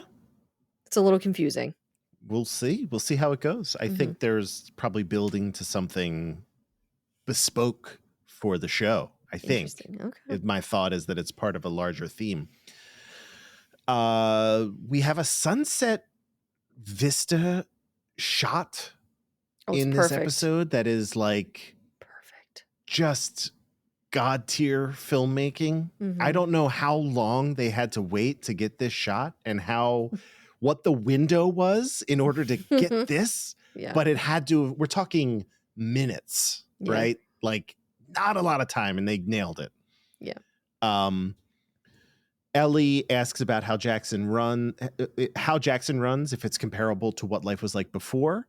And Joel says the country was too big for that. So no, there are two main ways of looking at things rather. Some people wanted to own everything and others wanted to own nothing at all. And Joel said he was neither. And when prompted, he says he was a contractor. He built houses and stores and such, right? And Ellie thinks that's really cool. Joel I got all like warm and fuzzies. Like Joel hams it up. He's like, everyone loved contractors. And because she has no other like frame of reference for that, she was like, she believes it. And I just thought that was great. It was like really, really expertly done. Ellie rests her head on his back and they kind of clop along. And they ride until sundown. Joel and Ellie camp, and then it quickly switches to morning. Let's stop here because we got one more section, I think, after this. Yes. And then we're done. Some game stuff, and we're good. Yeah. You're free after that. Yeah, we'll let you go. Tommy and Joel's goodbye. So a whole lot of fearful subtext was imbued into this moment that you were alluding to early on. Sure. Which basically comes down to, will I ever see you again? And I probably won't. And that's how it felt. And I think it was beautifully acted by Pedro and Gabriel. And, it was just sad because Tommy didn't want him to go. Joel didn't want to go. But this is what is happening. Yeah. Yeah. That's, yeah. I think that comes through. But this would be another thing where I would pose it to the listeners what your thoughts are on this. Again, they're changing enough to give me pause to not be as confident as I think I am about how the story goes. Yeah. But I would love to hear what listeners thought of that goodbye hug, because it lingers on them each for a beat longer than normal, I would say. Yeah. And Joel closes his eyes. Right. You see the eyes close. You see them, it could just be because it's cold out, but they look a little watery to me. That's all I'm going to say. Yeah. But the next talking point, the rifle teaching moment, was original marketing that never made it into the game. So it was original concept art showing Ellie holding a rifle and Joel standing beside her, pointing out ahead with his one hand, like kind of on her shoulder, teaching her. Nice. And yeah, I think it was just wonderful that they included that because they were able to. So loved seeing that. A++. The song choices. So they changed the song choice for the farmhouse conversation. Yeah. And they changed the song that was used during that breakdown between Joel and Ellie was the menu music for the game, which is just odd to me. And I've seen a lot of people talking about this and they were like, this is weird. Like, so much so that people have taken that scene, stripped the music from what was on the show and put the original music in it. And it's better. I don't really understand the thinking behind that. And then using the music from the end of the game, which I'm not going to say the titles of these songs because I do think they're a little spoilery, but using the title, the song track that plays during the credits after the game for their journey to the university, I was like, I don't really understand this. So if anyone is listening and you're involved and you want to send an anonymous message about why the fuck that happened, we would love to know. That's Gustavo. Okay. You can't. It's Gustavo's music. I don't know if he was in charge for the placement of the songs. The music director? What is his role in the show? I don't know. All right. I don't know. That's all. I should know. We should know. If it was him, if it's him, if he's the guy and he's like, this goes here, then who the fuck are we? But if he's not the guy, then who the fuck are they? So, and last talking point before we move on, Ellie romanticizing contractors and Joel allowing her to is such a lightning in a bottle moment here. And I once again, and this goes back to David Blatt's comment, I once again love when this show does its own thing versus copy pasta. That's where it fucking shines, Andrew. I agree. And I just, that whole moment, it was short, but it was perfect. So yes. Okay. The Contractor. But The Contractor. It is Joel morning. Miller. The Contractor. Yeah, that's the next DLC. But we're still on horseback. Is the horse's name Callus? I'm just curious. And if you know, you know. They're discussing the ins and outs of American football. First downs, turnovers, basically moving the ball in one direction, but violently, which is why it is the best. And what's not to love about football, says me, the person who wore an Eagles jersey on our last show. So yeah, might be bias. But Joel says they made it in 5 days, and Ellie says 5 easy days. But Joel cautions Ellie here, and she makes fun of him here with a whispered, "The Contractor," which is just hilarious. And they approach UEC here, and it is home of the Bighorns, and she asks what that is, and Joel informs her that it was the mascot, but Bighorns are a kind of sheep. So we get more sheep references. And Ellie calls back to all of those sheep references and how he's one step closer to his dream. But there aren't any fireflies still. And they make their way towards the middle of campus where the fireflies likely are because, deduction. And Ellie asks about the university and what life was like for college students. And she's like, it's sort of like adults going to school. But Joel's like, well, yeah, kind of adults, but they go to find themselves and figure out what they wanted to do with their lives. And then the conversation pivots here, and Joel kind of mirrors what Ellie did in the beginning of the show and says, I've been thinking, if the deal is that I can do anything, well, when I was a kid, I wanted to be a singer. And this is slightly different because in the game, Ellie kind of drags this out of him instead of him just offering it. But, it was still wonderful. And Ellie laughs and he shuts her down because of that laughter and thus will not sing. And he says he will sing for her later since she is saving the fucking world. I think that's a pretty good deal. Yeah. And so does Joel with a fair enough. But Ellie sees a monkey for the first time from the old labs. And this also is a part of the game. And eventually they spot the firefly graffiti on a signpost for the biomedical sciences building. And there are guard stations out front of said building, but no guards. And Joel instructs her to take her gun out while he has his rifle at the ready. And they stow the horse. Callus? Anyone? Callus? Mm-hmm. And Joel leaves his backpack and they go into the building. but they are both armed. They walk in to find nothing. There's paper littering the ground, broken glass everywhere, lab testing equipment, but no one present. And Joel discovers a packing list and this means that they have moved on from here. A sound from upstairs causes them to go up because why not? And the sound continues as they quietly stalk a room in particular. And holding his revolver outward, he opens the door to a pair of monkeys who freak the fuck out and leave through the windows, broken windows. But at least there aren't any clickers. But there's no fireflies either. And Ellie says maybe in all that research, they turned into fucking monkeys, which is a direct line from the game. And they walk about for a bit, and Joel stops at the big map on the board and says all the pins lead to St. Mary's Hospital. But then he overhears voices from outside. And now, just for those keeping tabs, his left ear, his good ear, was pointed towards the window. Consistency. It's wonderful. Snap. And he goes to the window, and we see a group of men below. And Joel and Ellie make to exit the back of the building. And they hide behind some of the guard posts and the sandbags and things like that before running to their horse. And as Joel sheaths his rifle, Ellie screams out for him to turn around. And a man almost gets the jump on Joel, but instead hits the tree with a baseball bat and it breaks apart. And Joel attacks the guy, gets him into a chokehold, and just breaks his fucking neck. He hit, what is it, triangle or square? I can't remember which one, but he definitely did that. Yeah. And after this scene, Joel turns around and faces Ellie, but she's staring at him and his belly in particular. And we see the broken off handle of the bat embedded into his gut. And he pulls it out, and Ellie tells him to get on the horse, and he does. And oh my God, I can't even imagine what that fucking pain must have felt like. Thank God for adrenaline, though. But Ellie fires at the men who, the other men who have come out and are pursuing them now.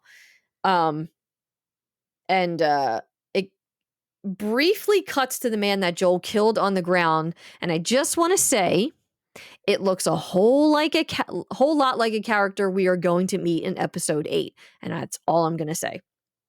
But they race and get away and are now slowly trotting on the train tracks. And Joel looks an absolute fright. He is pale and sweaty and listing to one side. His skin's even kind of gray to an extent.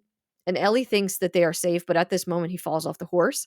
And Ellie gets off and goes down to him and uses his own hands to cover his open, bleeding wound, and then calls for him to open his eyes to get up because she can't fucking do this without him.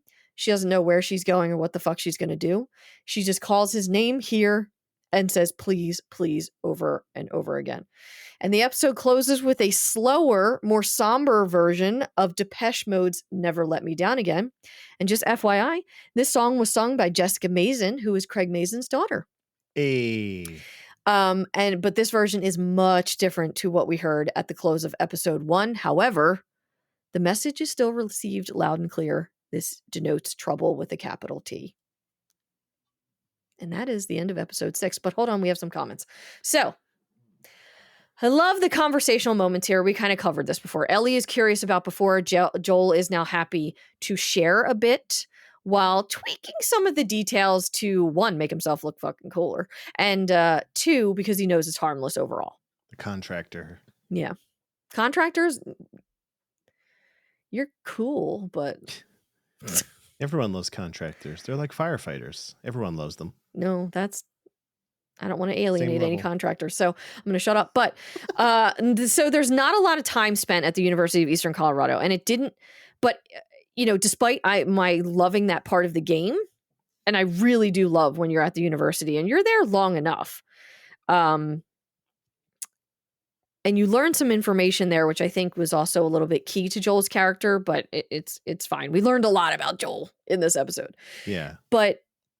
Excuse me, I don't think any more than what we were given was needed in the show. It served its purpose to show us not only that the Fireflies have moved on, but that there are still local groups of people that are bad and attack without provocation. Mm-hmm. So it did its job. It made an appearance, and now we're moving on. Yeah. However... to backpedal a little bit. So in the game at the university, there was a section that had a whole lot of clickers and a bloater in the game. And I just have to say this, that if the bloater in episode 5 was one and done without Joel ever fucking fighting one, that is fucking lame. Like, come on. I don't know. He seemed pretty sturdy to me. Which one, the bloater? Yeah. Oh, no, I know. And I've overheard, again, I'm not caught up on the podcast, but I overheard that that Craig basically says bloaters are indestructible. And that doesn't bode well for future bloaters making an appearance on the show. And I know there's so many people that are upset at the lack of infected. Yeah. But this story was never about the infected. Like, it's a people story. So if you were listening to this and you're like, when are we going to get more? Like, just lower those expectations. Yeah. We don't want to talk about PFBs. Okay. Potential future bloaters. Okay. Yeah. So but we're not going to do that. We don't talk PFBs here. We don't know. PFBs. My God. Oh my God. So, and I already talked about this. Joel shows his weakness with Tommy one moment, not his weaknesses, the weaknesses that the vulnerability that he views as a weakness. Sure. Vulnerability is not weak, I think, in my humble opinion. It means you're stronger than you think you are, to be perfectly honest. But then in this scene, he literally snaps a dude's neck like a fucking toothpick. And just, I do not have experience with this, but it is not that fucking easy. So he has those killer instincts. I think that they will be just fine, or would have been just fine. Now he's stabbed in the gut. What's going to happen? And on that last note, Joel getting hurt. So this is different than what happened in the game. Still impaled / stabbed in the same area. Some of the mechanics are a little bit different to this injury. I don't know if I should talk about those. Don't. Okay. But this was essential to this story. And I was a little worried that they weren't going to put it in, or they were going to understate the impact of what this is and does. But they pulled it off, and I'm hurt. Well, I mean, you think you're hurt. Let's take a look at Joel. I know. Poor guy. Can't catch a fucking break. He might be dead. Maybe. We don't know anything. Is Joel going to be in episode 7? I don't know. It's not likely. But will he be in episode 8? Anyway, so quick rundown. Some of these things we've already talked about. I apologize for any kind of repetition, but this is a little bit of the game spoiler section. Although we've been pretty vague here too, so you don't really have to go anywhere. You can just hang out and listen, even if you're not interested. Joel using the map technique method from part 1. Tommy also ends up doing this in part 2, and basically this is show me on the map, and your buddy better fucking indicate the exact same spot, otherwise you're both dead. It's effective. And it's usually used for much more serious and murdery intent in the games. In this instance, I was very happy that it was not used for that, because I love Marlon and Florence. Yeah. Joel duct taping his boot, absolutely, because as you progress in the game, his boots fall the fuck apart, and he has duct tape on his boots, so loved seeing that. Ellie taking a swig of alcohol and still finding it to be gross. This is a throwback to a moment in Left Behind, which is the DLC for The Last of Us Part 1, when she sneaks a pool of booze from a character's stash in a location with a person. Perfect. Nailed it. Joel and mentions of sheep. So this absolutely, I literally wrote a note to myself where I just said, be vague. This links very vague. This links very heavily to part 2. Very heavily. In a very specific spot. And that's all I can say. Ellie looking up, excuse me. Ellie looking up and dreaming about space. Her mentioning wanting to be an astronaut in part 1. So when she asked Joel, what would you have liked to have been? He hesitantly says, singer. And she teases him a little bit. But right before that, she basically said, I would have wanted to be an astronaut. Like up there all by yourself. How cool would that fucking be? Like, it's just a beautiful moment, and she loves space very much, and that carried into the show, and that's great. Mhm. The Tipsy Bison. This is carried over from part 2. It is the name of the bar in Jackson. Loved that. Ellie and Joel inhaling their food / a glimpse of a future character to come in part 2 was a direct quote that happened to be visualized in real time for us. So that was pretty nice because it wasn't in the games. Ellie introduced to a young foal named Shimmer that will also come back in the future. Ellie's ice cream windbreaker carried over from the game. Movie night in Jackson, talked about that. The conversation between Tommy and Joel, already talked about those differences and their similarities. And we also discussed the differences and similarities between the big discussion between Joel and Ellie. Gustavo Santaolalla, there was an Easter egg of a man sitting on the porch with a banjo. And in part 2, Gustavo is featured in Jackson sitting outside with a banjo and a dog beside him. Nice. So they brought that into the show. It was wonderful. This guy. Yeah. Differences between living situation in this Jackson versus part 2. Just to keep it short and sweet. So, actually, you know what? No. No. Just know that things are slightly different in part 2 versus what we were given here. Giving Ellie a choice, we talked about that. Adios, little brother is the original line said from Joel to Tommy. And Joel wanting being a singer. First time seeing a monkey? First time seeing a monkey. That is a line of dialogue verbatim from the game. And Ellie says also another verbatim, maybe in all that research they turned into fucking monkeys.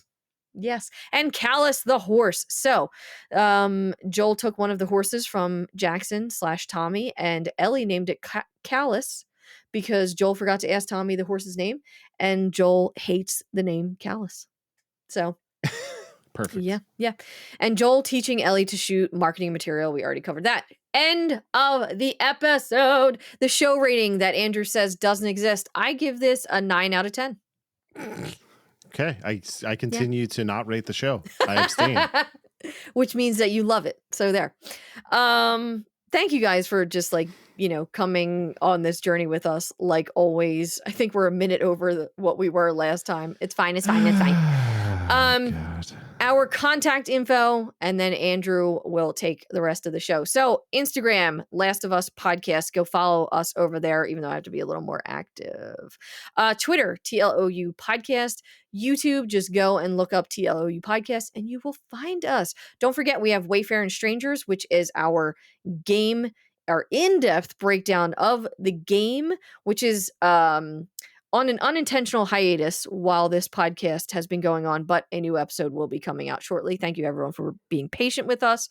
We have a website that you can go and check things out. It's tloupodcast.com. If you'd like to follow me everywhere, Jaded Vader. If you'd like to follow Andrew everywhere, Dark Driving.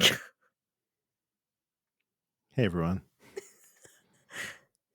I'd like to thank you for bearing with us in this hour of our Lord 3 in 28 minutes and 37 seconds. It's like almost 12:30 in the morning. It's almost 12:30 in the morning here, Eastern Standard. Yeah, we did it. I'm going to keep this short because, God, I got to take a shower. I got to go to bed. Mm-hmm. But if you could find it in your hearts to take a moment to rate and review the show, it would mean the world to us.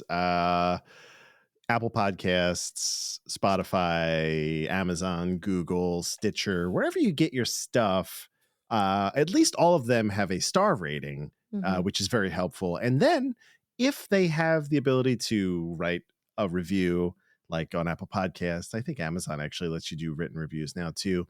That would also be great. Just take a moment. There are a lot of Last of Us podcasts. There are, yeah. I keep an eye on all of them.